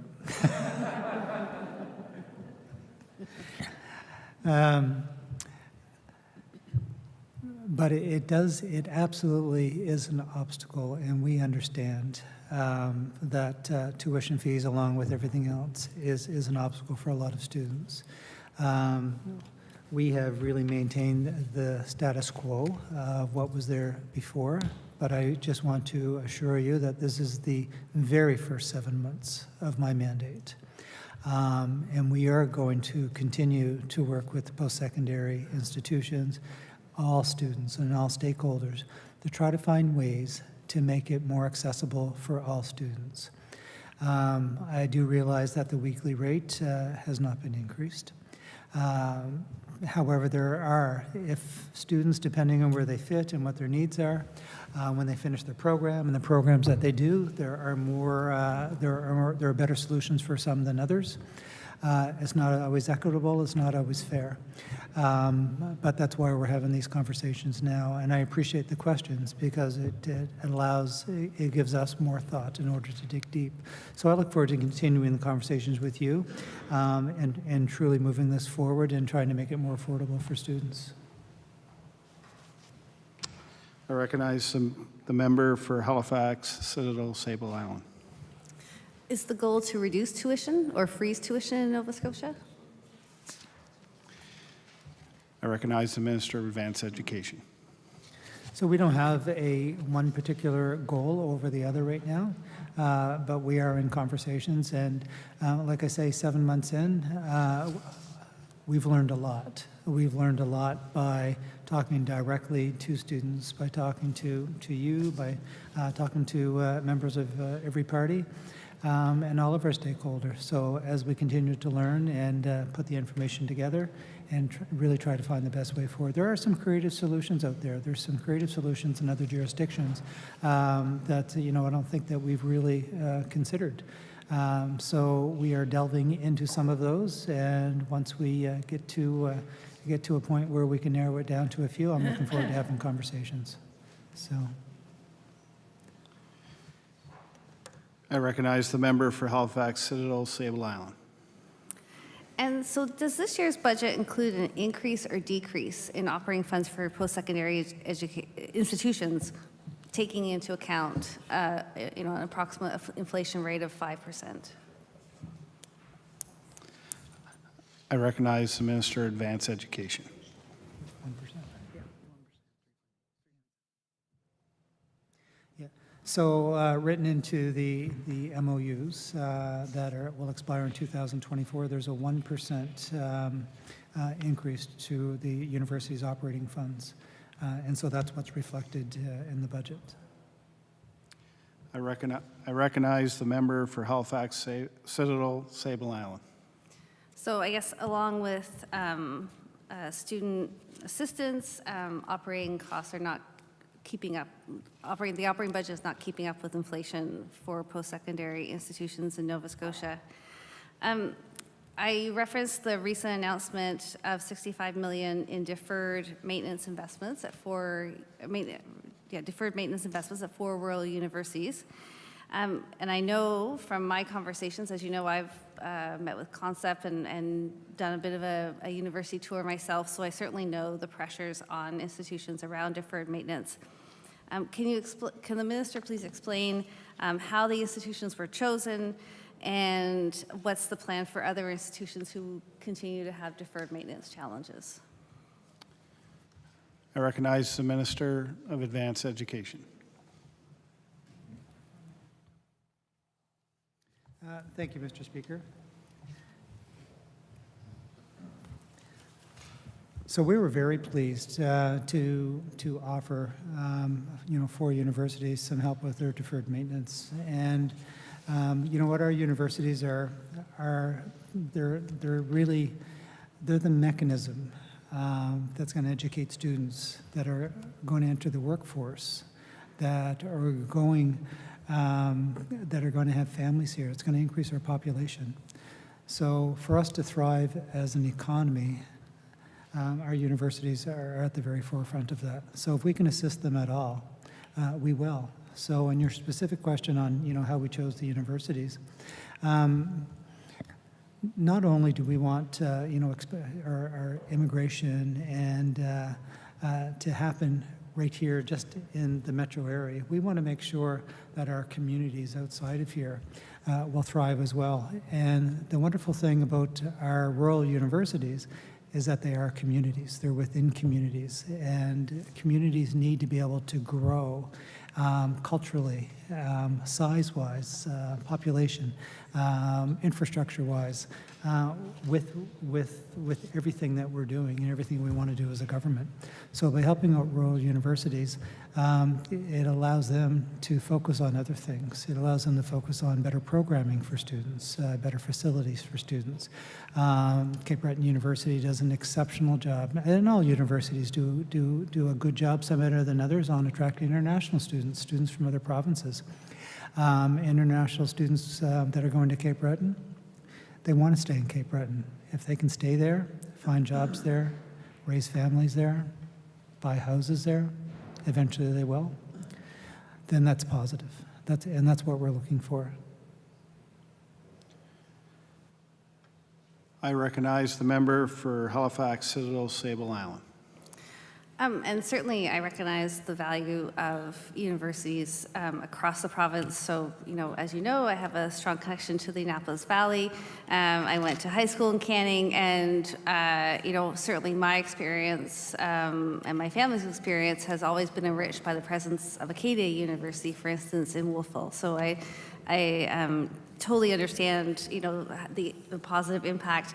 But I'm wondering if you can share. What sort of evidence was brought to bear? So what information, what specific information did you use or do you have access to that tracks the pathway, perhaps offers some idea of the financial implications of students to residents?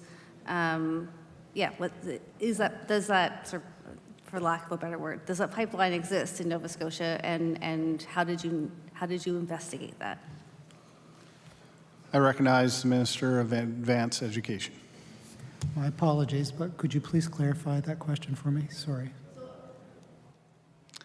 I recognize the member for Halifax Citadel and Sable Island. So how do you know that students who study at a rural university will choose to stay in that rural community? What evidence do you have that that happens in Nova Scotia? I recognize the Minister of Advanced Education. Thank you, Mr. Speaker. If I actually said that, then I misspoke. I believe what I said is that from talking to university leadership, talking to students and whatnot, I was specific to Cape Breton. A lot of their students want to stay. No, there's really no indication that the student that may go to Acadia University doesn't want to move to Halifax or want to move to Toronto. But what does happen is that we become attached to the school. My first university degree, and by the way, I've gone to a lot of universities in Nova Scotia.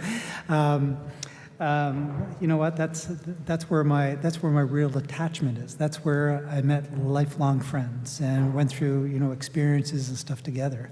And it was a small university, but you know what? I also went to Mount St. Vincent and Dalhousie University. I've done courses at St. Mary's University. I've been to University of St. Anne. The only places I don't think I've been is probably St. FX and Cape Breton University. I should do a couple of courses there just to say I've done it. But I do believe that all of our universities, they're different. They offer students a different experience. And that's why students choose to go to St. Mary's or Cape Breton or University of St. Anne. And that's the richness of what we have. I look at our post-secondary system, our university sector, a huge asset to Nova Scotia. So where students are going to be, you know what? We have to create the environment. As a government, we have to create the environment where students will want to stay in Nova Scotia. And I talked earlier about the co-op programs or the work integrated learning programs. I think the more we can connect students while they're still in school to the workforce through work integrated learning, the better opportunity we have of keeping them right here in Nova Scotia. We're not going to keep every student here in Nova Scotia, but I think we can do a darn good job at doing it. I mean, our population is increasing. If you look at Wolfville right now, it's one of the fastest growing towns in Nova Scotia. And one of the big reasons is because they're alumni. They're alumni that went to Acadia, lived in Wolfville, and they want to retire there. I recognize the member for Halifax Citadel Sable Island. And so, as you know, from your tour of universities. I'm sure you were shared the same information at other universities like St. Mary's and Dalhousie, where, and other, NESCAD and the Mount also come to mind, where there are ongoing deferred maintenance needs. And I think, I think universities and HRM would student attendance is enrollment is increasing. And really HRM is also growing. So they would probably make the same argument about some of the rural universities in terms of student population growth and other population growth. So what is the plan for addressing the ongoing deferred maintenance needs at other universities? I recognize the Minister of Advanced Education.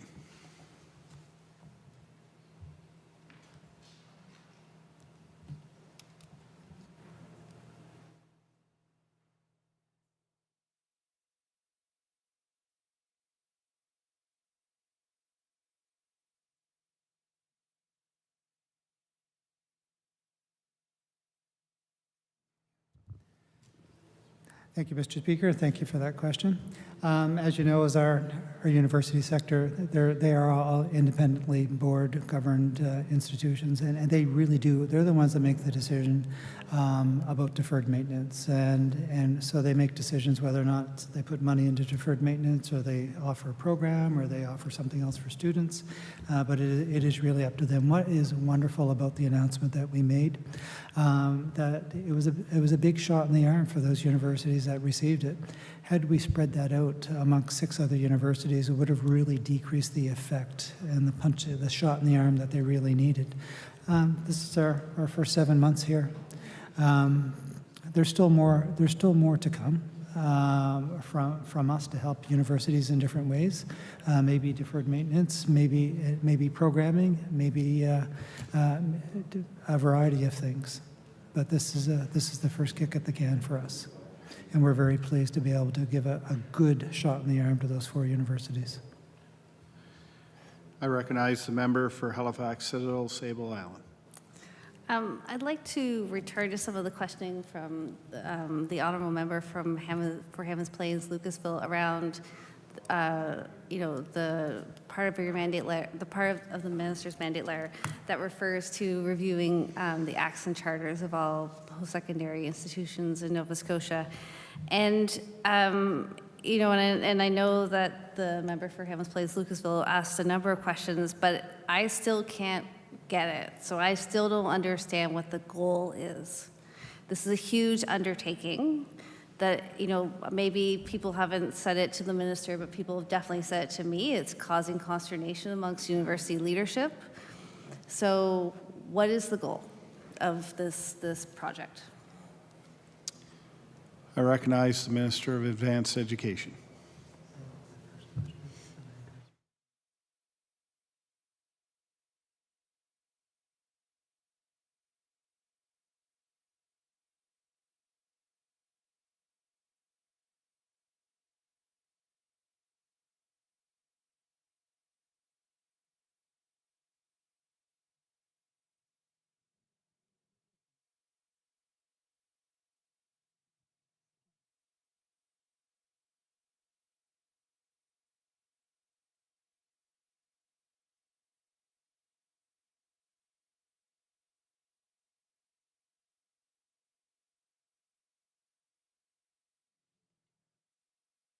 Recognize the Minister of Advanced Education.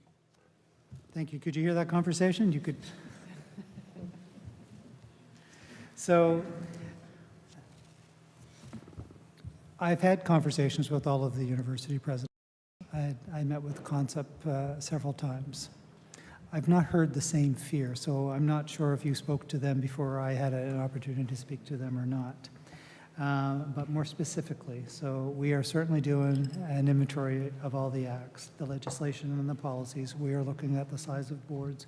We're looking at things that we hope can improve the student experience. We want to make sure that once we do a jurisdictional scan, that maybe there's some commonalities there. So maybe there are things that are similar that will help other schools, or maybe there are things that aren't working. So it is certainly a jurisdictional scan, and of all the items that I just mentioned, and we have 9 months to do so. It's a big task, and we've had staff working on it since the very beginning, and it is collaborative, and we're having great conversations with people. And I truly look forward to sharing our findings at the 9-month period. I recognize the member for Halifax, Citadel, Sable Island. Thank you. And so the minister has referred to this process as collaborative. So I'm wondering if the minister can elaborate on that and what that means. Is there a standing committee that's meeting? Are there terms of reference? How are concept and/or university administrations and students, faculty being brought into this conversation and this review? I recognize the Minister of Advanced Education.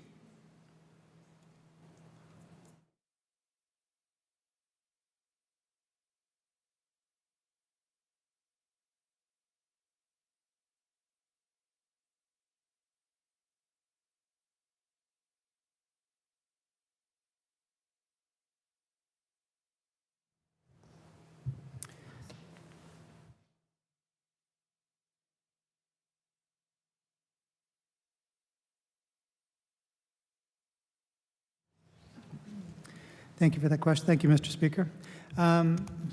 So as I mentioned earlier, we have spoken with Concept. We have consulted with the administration at the universities. This is a conversation we've also had with Students Nova Scotia. The student groups are very well aware that this is underway. It is the team at Advanced Education that is in charge of putting this together. And so as when I say that we have been consulting, we have been consulting, and it is collaborative. I recognize the member for Halifax, Citadel, Sable Island. I guess, I appreciate the answer from the minister. I guess when I think about, when you talk about a collaborative project, I think about things like a shared document that people might have a chance to review, that sets out the goals and sort of a project charter, why this is being undertaken, how it will be undertaken, and, roles and responsibilities. So I don't know if that's part of the conversation or not, and perhaps the minister can clarify. But I'm wondering, so, is the minister considering a single university act? I recognize the Minister of Advanced Education. I'm not considering a single university.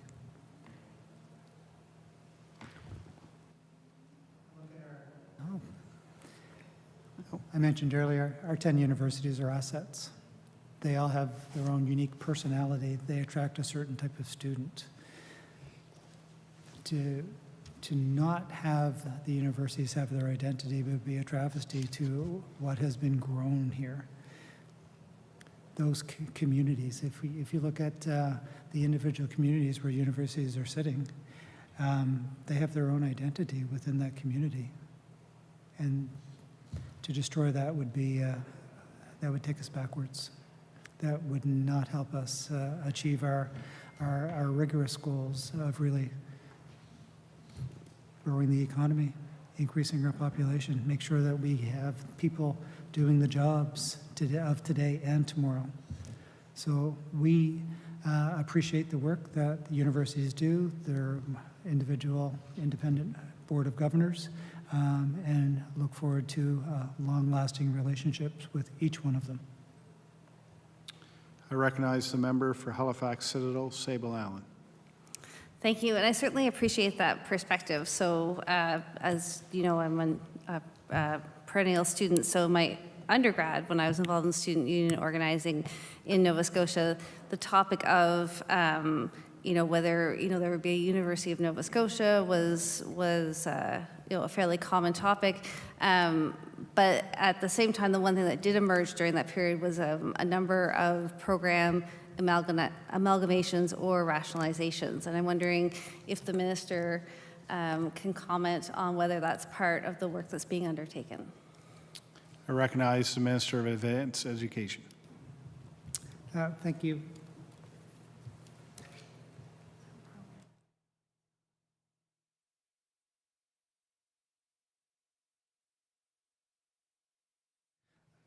So to answer, thank you. So to answer part of that question, the program inventory is certainly not part of this phase. But what I will say, there's already collaboration going on within the universities. I mean, if you look at University St. Anne has schools in Halifax. They are looking to and sort of working with St. Mary's University to an extent. We met with the Atlantic School of Theology, and they're also, St. Mary's happens to be somebody that they're partnering with. So across university, they're doing it themselves because they know that at the end of the day, it's in the best interest of students, and the more that they can collaborate and work together, the better off that everybody is. The thing I mentioned earlier about, there's an awful lot of university students that are doing coursework and stuff at NSCC and vice versa. So this is already starting to happen naturally without, having to have government intervention. But my personal opinion is that, the more that we can align things and have schools work together, the better off it is, the better off everybody will be for it. I recognize the member for Halifax, Citadel, Sable Island. The minister has spoken a lot about centering the student experience and putting the student at the center of the discussion about advanced education in Nova Scotia.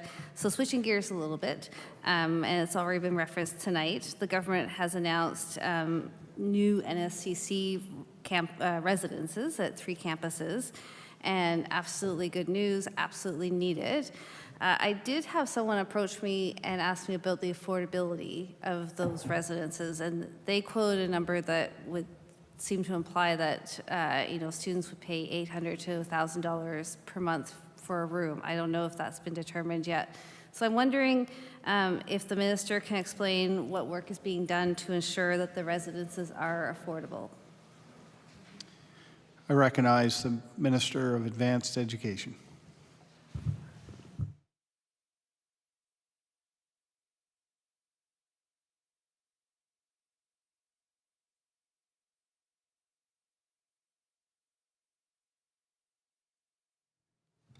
Thank you for that question. Thank you, Mr. Speaker. So the conversations around really what, of course, it's not been determined yet, but NSCC does work on a cost recovery model and really have to balance out, to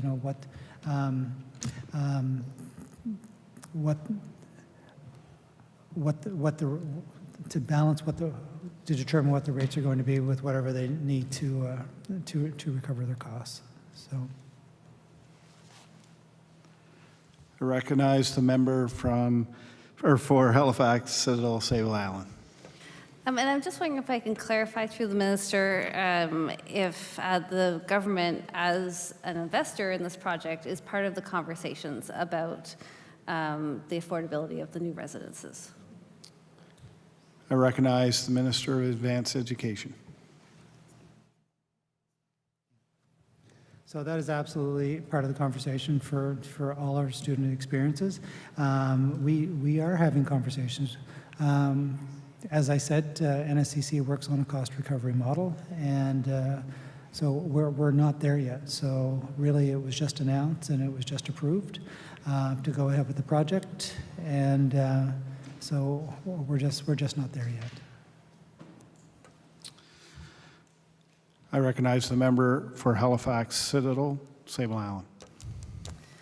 And so I know that, and certainly the minister has spoken passionately about co-op placements, about the skilled trades, and I know a number of these initiatives are perhaps shared, or the responsibility is shared with other departments like labor, skills, and immigration. But I have a few questions about that work. So in the Conservatives' platform from this past summer, There was a reference to a program called the Jill of All Trades events for teen girls, where students can attend a full day of hands-on workshops and connect with women who are currently working in the trades. With a commitment to bring this model to Nova Scotia through the NSCC and other partner organizations, and it was costed at $42,000. I assume that's annual. So just wondering if this program is indeed in the budget. I recognize the Minister for Advanced Education.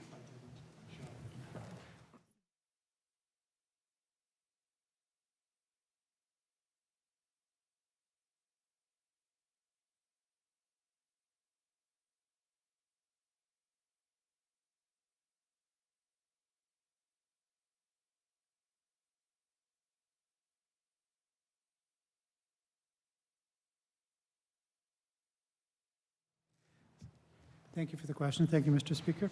So when we talk about co-op programs or we talk about any type of work integrated learning program, I mean, I do back that 100%. And as I mentioned earlier, the earlier that we can get students attached to the workforce, whether it's skilled trades or otherwise, it's always a good thing.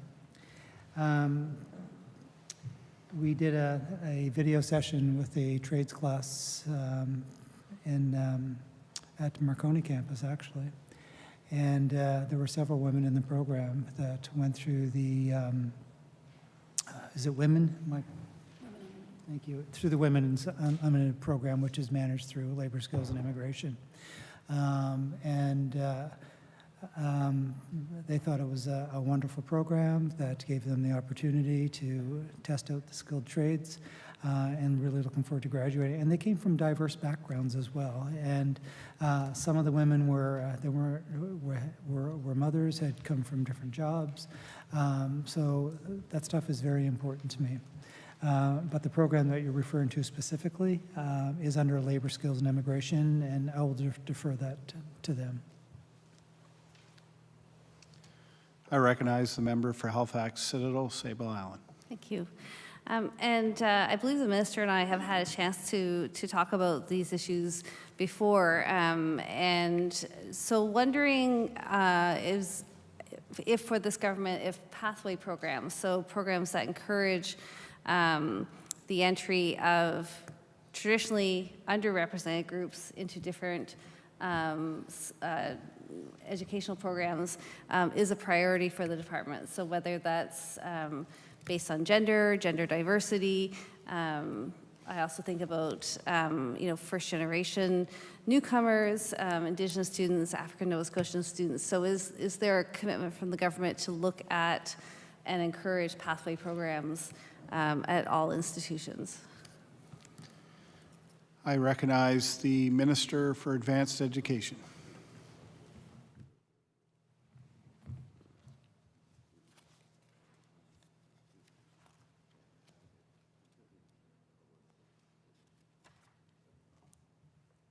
Thank you for that question. And we do have a number of programs, I did have to reach over to grab the list of some of the things that we're doing. One of the things right off the top of my mind was very early on, and unfortunately I couldn't make the ceremony, but the Unimaki PTEC program that we have in Cape Breton, where it's really taking high school students and combining NSCC to get these students involved in technology. And that's a wonderful program that's geared towards our Mi'kmaq populations. We have the African Nova Scotian Early Childhood Educators program at NSCC. We have a Mi'kmaq Masters in Social Work program. Dalhousie Medical Sciences has African Nova Scotian and Mi'kmaq cohorts. We also have a Mi'kmaq and Indigenous students in nursing program. We also have an Indigenous Black and Mi'kmaq initiative at Dalhousie Schulich School of Law, and we have the Dalhousie Transition Year program. I recognize the member for Halifax Citadel, Sable Allen. And I mean, a number of those programs have been in existence for a very long time, such as the IBM program and the transition year program at Dalhousie. And so wondering, are there new programs that the government would like to see, or is the government proposing areas where these programs are needed? I recognize the Minister for Advanced Education.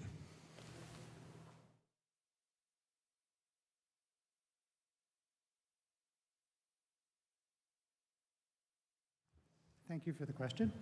So all our post-secondary have, diversity, inclusion, and equity programs, and I'm sure you're aware of that. But for our Mi'kmaq and our Indigenous post-secondary students, we've included all of the Truth and Reconciliation Commission calls to action and the 13 principles of Indigenous education and post-secondary mandate statements. And we're looking to improve and increase the collection of Mi'kmaq and Indigenous student data and research, increase the availability of cultural safe spaces to positively impact Indigenous student health and well-being and post-secondary success, build capacity to connect with Mi'kmaq communities in Nova Scotia, enhancing the availability of Mi'kmaq language courses and teaching Mi'kmaq language certificates, and recognition of prior learning for trades. I recognize the member for Halifax, Citadel, Sable Island. Thank you.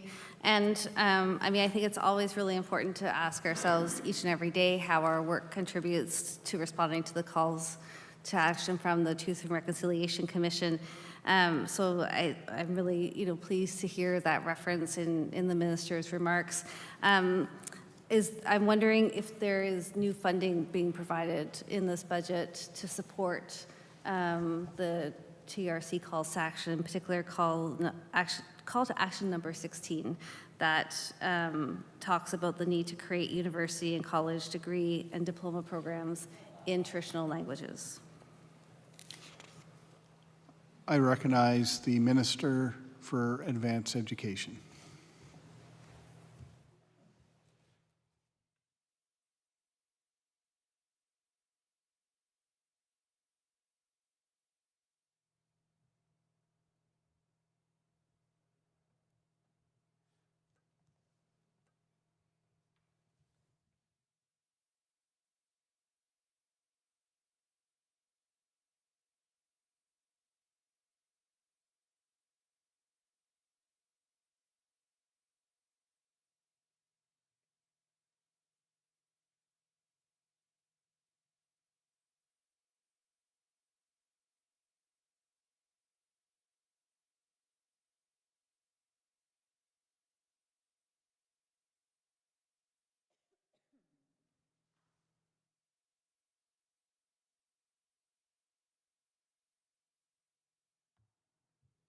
Thank you, Mr. Speaker. Thank you, and thank you for your question.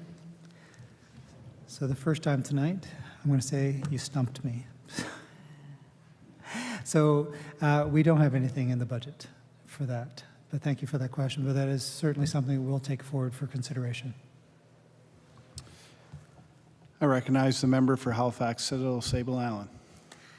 And I thank the minister for his answer, and I guess I would encourage the department to look at how to actually substantiate and fund the commitment to implementing the calls to action from the TRC. As you know, it's great to have priorities, but if you don't fund them, they don't get done. And if they're not written down, then no one's going to measure them. So I certainly appreciate the commitment, but I think, would like to see action, and particularly action in the way of funding. On another, perhaps missing mandate, so many of the members who are present tonight would have heard me talk about the fact that there is nothing in any information currently from this current government in Nova Scotia about how the government will support members of the 2S LGBTQ plus communities. There's nothing in the platform, there's nothing in the speech on the throne, there's nothing that I found in the budget except for one throwaway line about including same-sex couples in another file. And so I'm wondering, and I don't know if you, I hope, Minister, that you had a chance, or I hope the Minister had a chance to receive and review a letter that I sent to the majority of cabinet ministers and the Premier, calling upon the Minister and his colleagues to consider how their department can support the development and flourishment of the 2S LGBT communities in Nova Scotia. So I'm wondering if the Minister can explain what work advanced education is doing to support 2S LGBTQ plus students and faculty. I recognize the Minister for Advanced Education.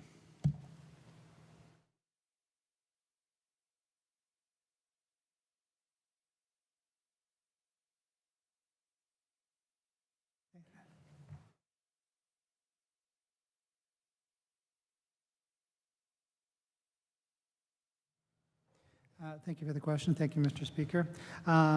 As I mentioned earlier, that all the universities have their own departments of diversity, equity, and inclusion, you know, they do work independently on the programs and stuff that they do put forward.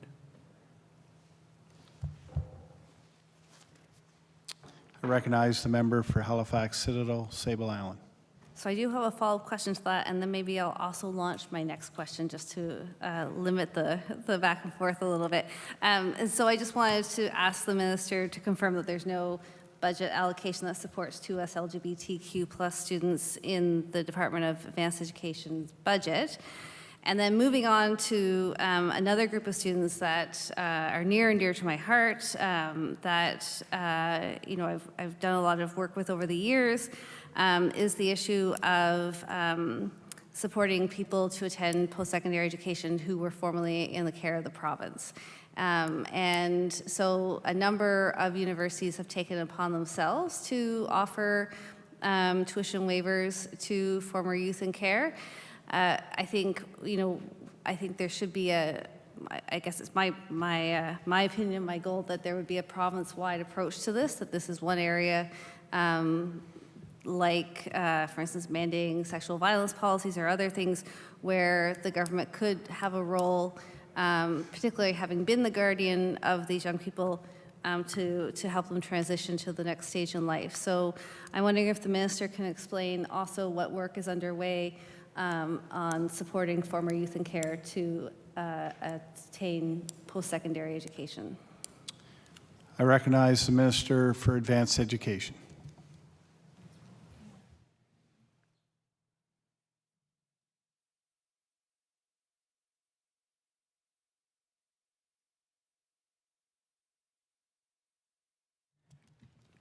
Thank you, Mr. Speaker, and thank you for the question. So youth in care, youth at risk, I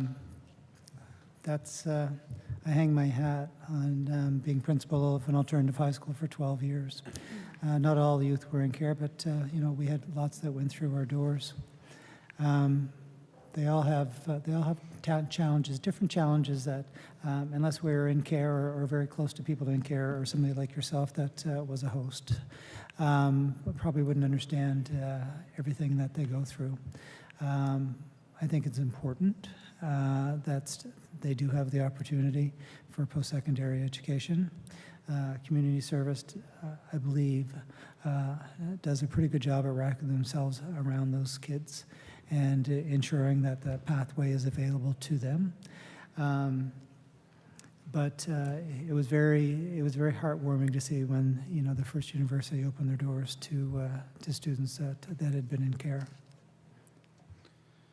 I recognize the member for Halifax Citadel, Sable Allen. I want to switch gears again, and I have a few minutes remaining, and then I'm going to offer some time to the honourable member from Cumberland North. So I wanted to talk a bit about Research Nova Scotia. So in many ways, Research Nova Scotia also does what I consider very important work in the province. So, you know, for those who maybe aren't as familiar with Research Nova Scotia, it's actually a newly created organizational, I can't remember, 2018 or 19, I can't remember the exact year, but is really intended to do a couple things. So one is to support researchers and institutions in Nova Scotia be part of the national and international conversations about research. So often, for instance, federal research money comes with the need to see that the province is committed to a certain project, whether that's just through Research Nova Scotia or if they broker on behalf of an institution, a relationship with another government department. And sometimes there's matching fund requirements. So that's a very important, we have been, Nova Scotia has been at risk over the past number of years. I can think of a couple of funding opportunities where we were very short on the matching funds, and we were at risk of losing that research opportunity that were in like critical areas, school food, refugees, like really important research work. So that's one part of their role. And then the other part is they really see themselves as an important institution for knowledge mobilization. So they really want to be making sure that research is happening in Nova Scotia that responds to community priorities, that responds to government priorities, and that researchers also work with communities and government so that, sort of to support that relationship.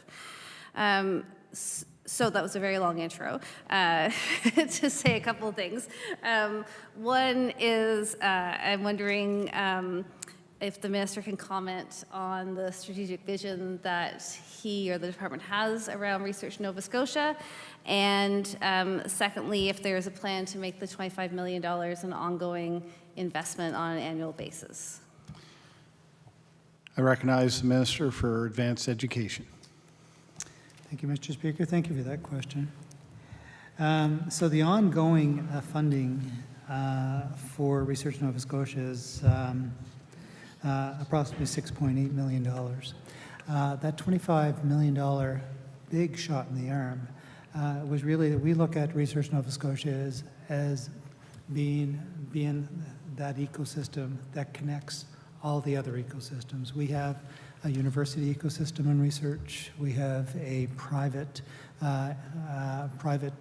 research system. We have our NSCCs have research.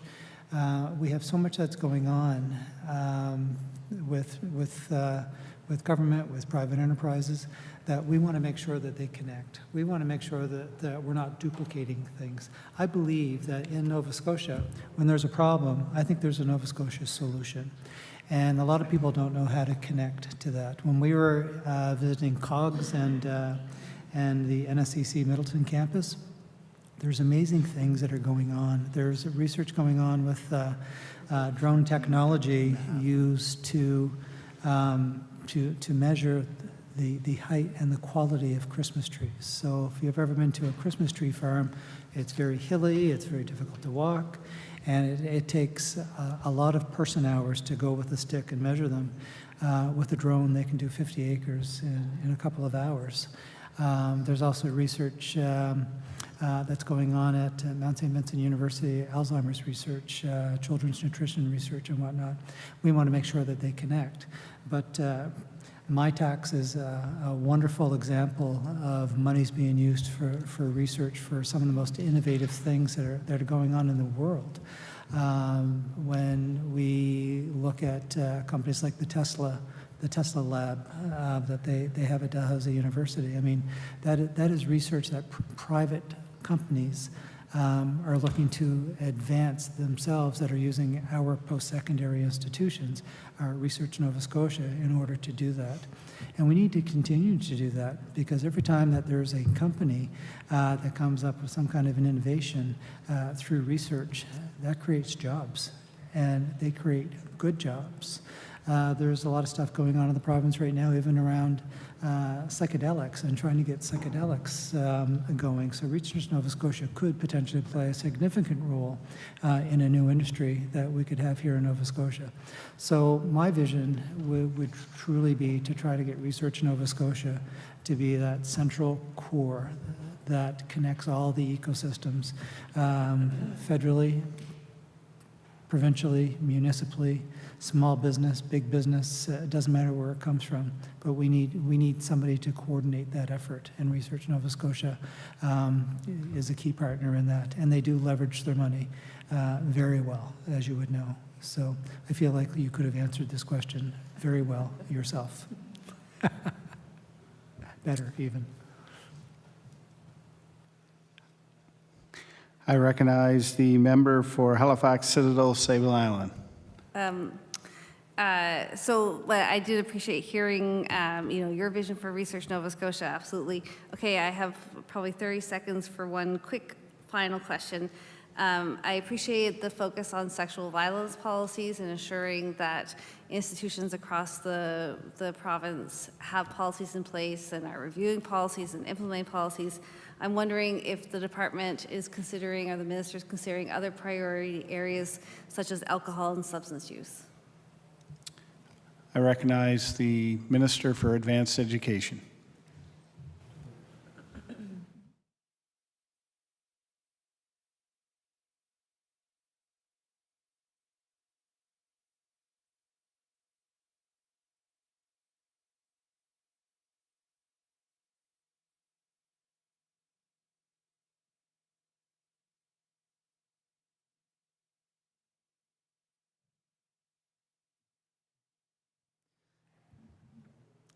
So student health is all important to us, and of course, drug abuse and alcohol abuse leads to mental health issues, and we as a government have truly put a lot of effort forward for that. But we support any of the efforts and stuff that our post-secondaries are doing in order to reduce the use of drugs, the use of alcohol. There's a lot of good work going on out there with some of our not-for-profit groups in harm reduction. It's important to recognize that and to support that where we can, and to continue supporting students that are in trouble because of alcohol and drug abuse. I recognize the member for Cumberland North with 10 minutes to go. Okay, great. Thank you, Mr. Chair. And thank you for this opportunity to ask a few questions. It's just in response to my colleague's question, it takes me back to just the culture in universities around alcohol. It was a few years ago, but I remember in Frosh Week being woken up at 4 o'clock in the morning and being paraded around, and they actually took us in front of NSLC and told us we had to get on our knees and bow down to it. You can imagine, 17 years old. That was what the Frosh Week leaders did back in those days. So there's definitely a culture of alcohol and drinking.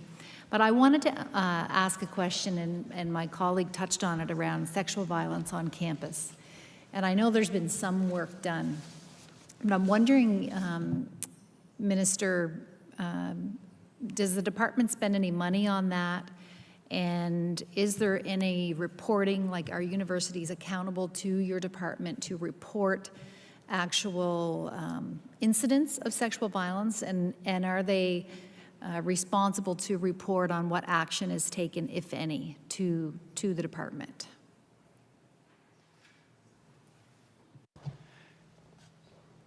I recognize the Minister for Advanced Education.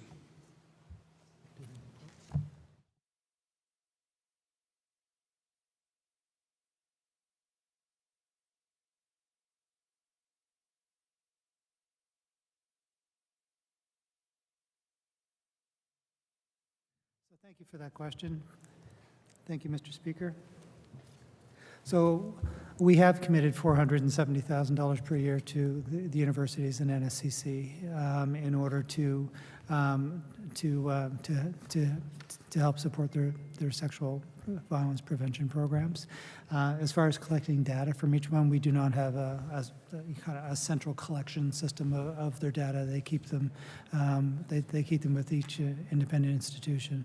I'm not sure if you were here earlier or not, but that is one of the items that we have also put forward to our private career colleges that they have sexual violence prevention policies at their schools as well.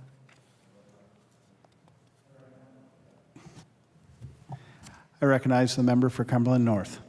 Thank you, Mr. Chair, and thank you for the further response.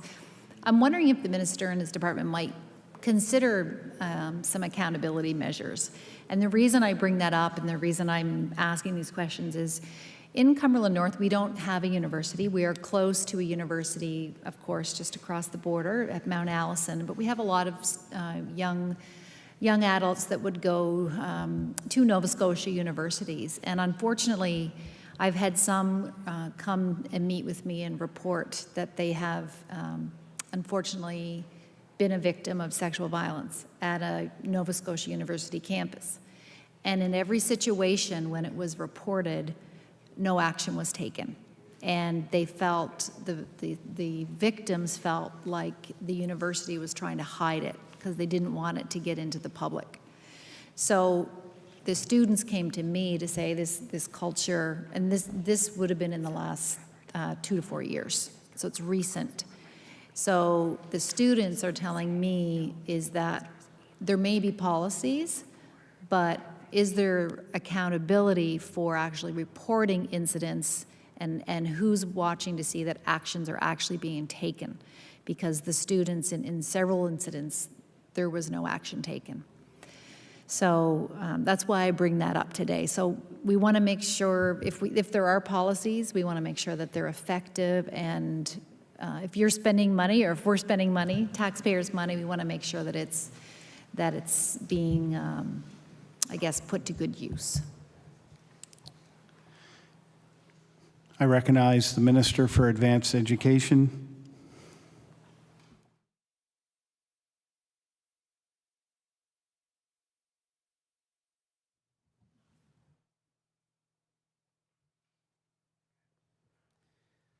Thank you for that question. Thank you, Mr. Speaker.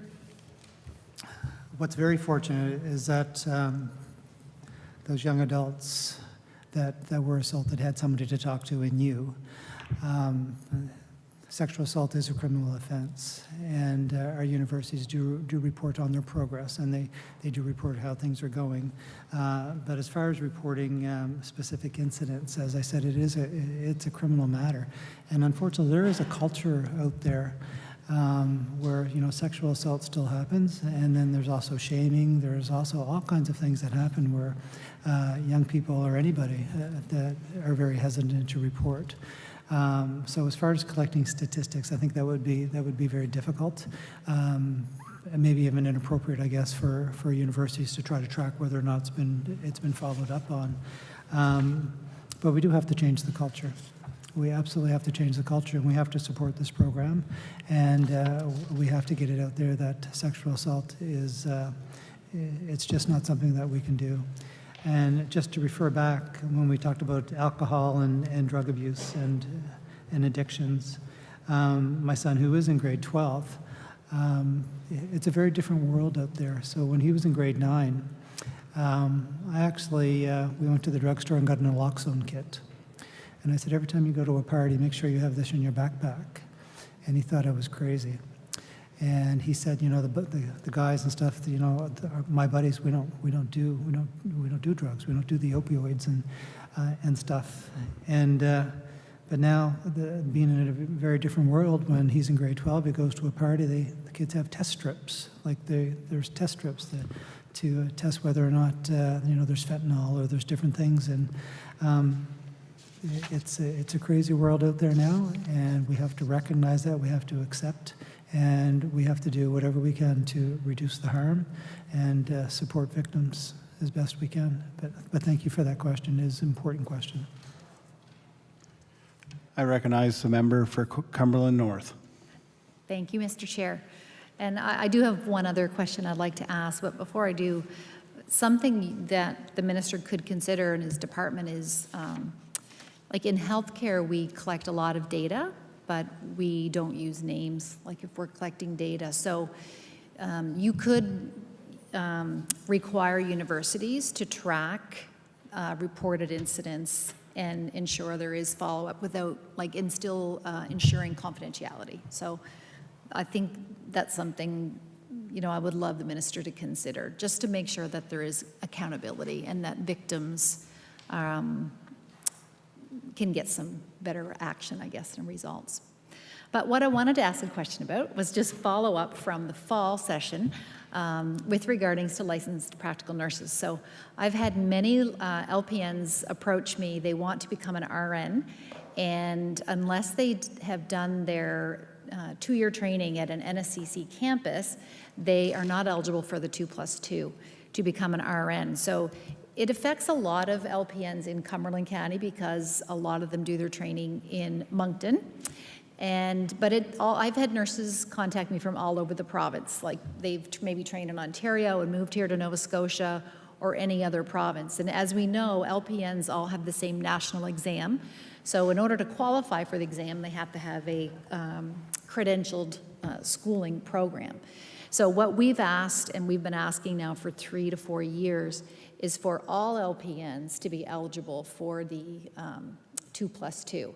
I've had some LPNs with 18 years of experience, but did their training in Ontario and would have to literally start from scratch to become an RN in the program. So I'm just wondering if there's been any progress on that work that we had discussed in the fall. I recognize the Minister for Advanced Education with 1 minute to go.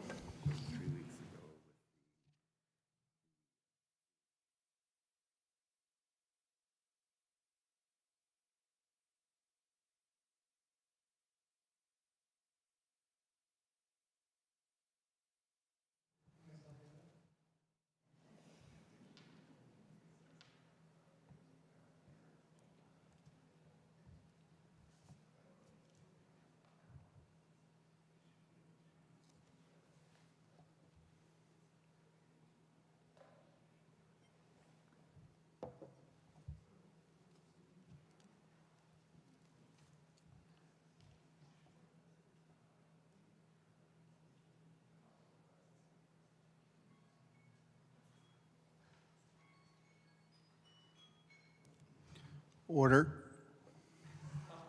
Sorry.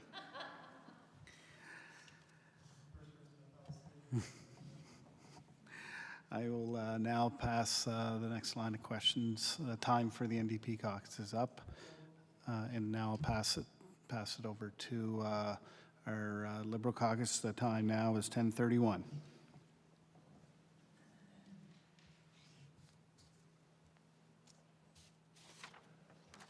Oh, sorry about that. I'd like to recognize the member for Hammonds Plains, Lucasville.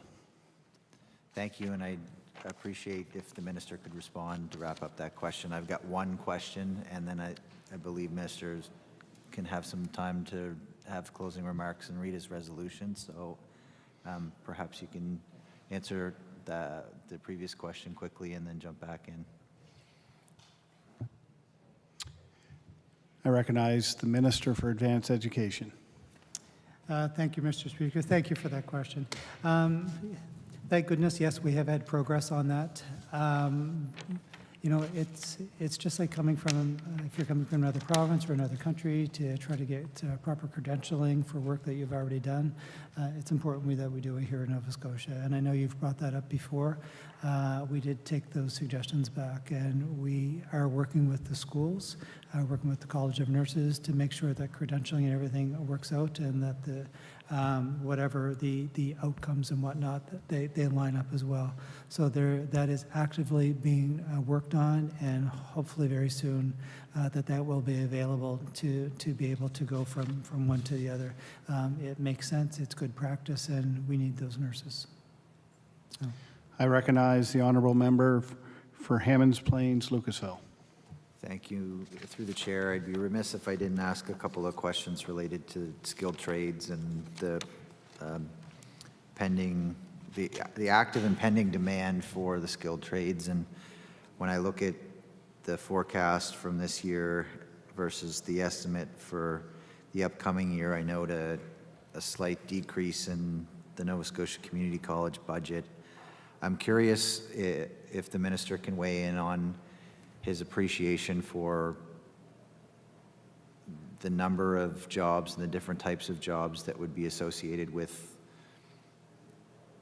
building houses. We just approved 22,000 new units in Halifax, and can the minister discuss why that budget would not be why it be a larger item to include more seats at our in our skilled trades programs at the NSCC, for example?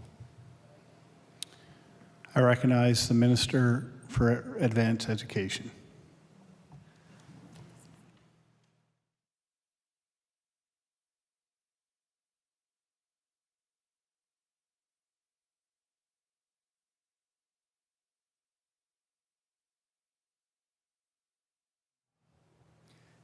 Thank you for the question. Thank you, Mr. Speaker.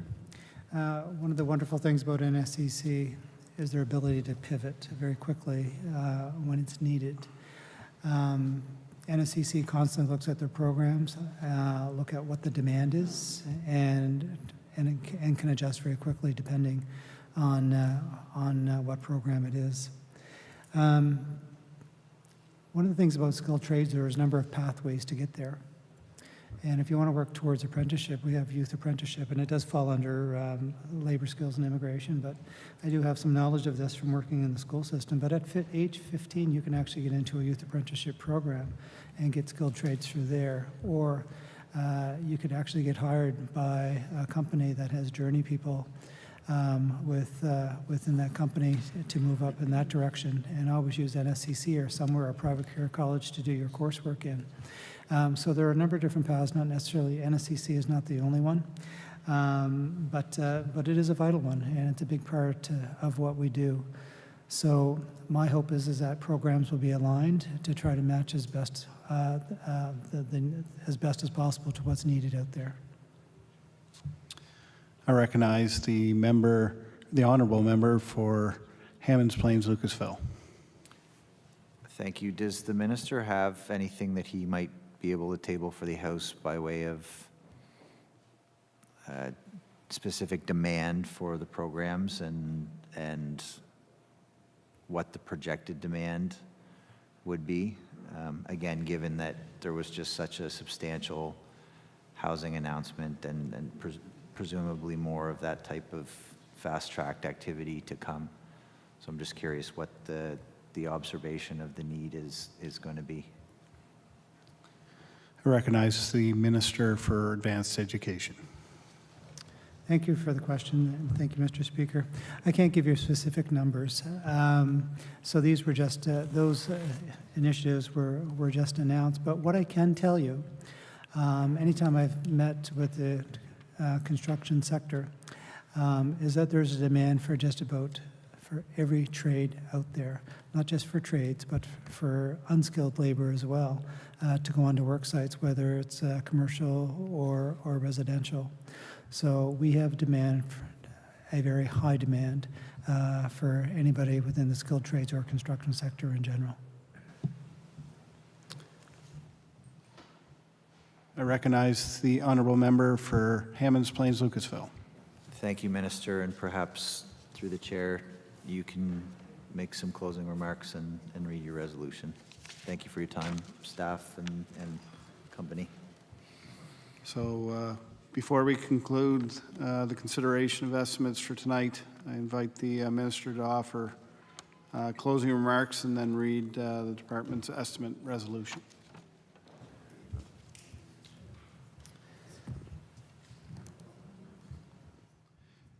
I recognize the Minister for Advanced Education.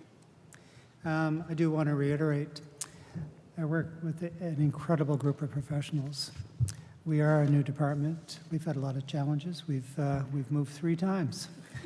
We have another one on the go. We've really come together as a team. We're learning each other's personalities. God bless them. They're starting to learn to deal with me. They've put an awful lot of time into preparing these budget books, policy, trying to move Nova Scotia forward, trying to figure out what our government priorities and priorities for our department going forward. I can't thank Deputy Wanda, team behind me, the team back at Thompson Building, back at Maritime Center, put in hundreds and hundreds of hours of work to prepare for this, not just this, but everything that's going to move us forward. So it's with my deepest and sincerest appreciation. So, be it resolved, Mr. Speaker, that a sum not exceeding $676,617,000 be granted to the Lieutenant Governor to defray expenses in respect of the Department of Advanced Education pursuant to the estimate. Shall Resolution E1 stand? Yes. The resolution stands. It is now 10:39 p.m., and the House is set to adjourn at 11. That concludes the subcommittee's consideration of estimates for today. The subcommittee will resume consideration when the House again resolves into a committee of the whole on supply. So I ask you to please return to your seats in the legislative chamber. The committee of the whole House must rise and report before the House concludes its business for the day. Thank you. Meeting adjourned.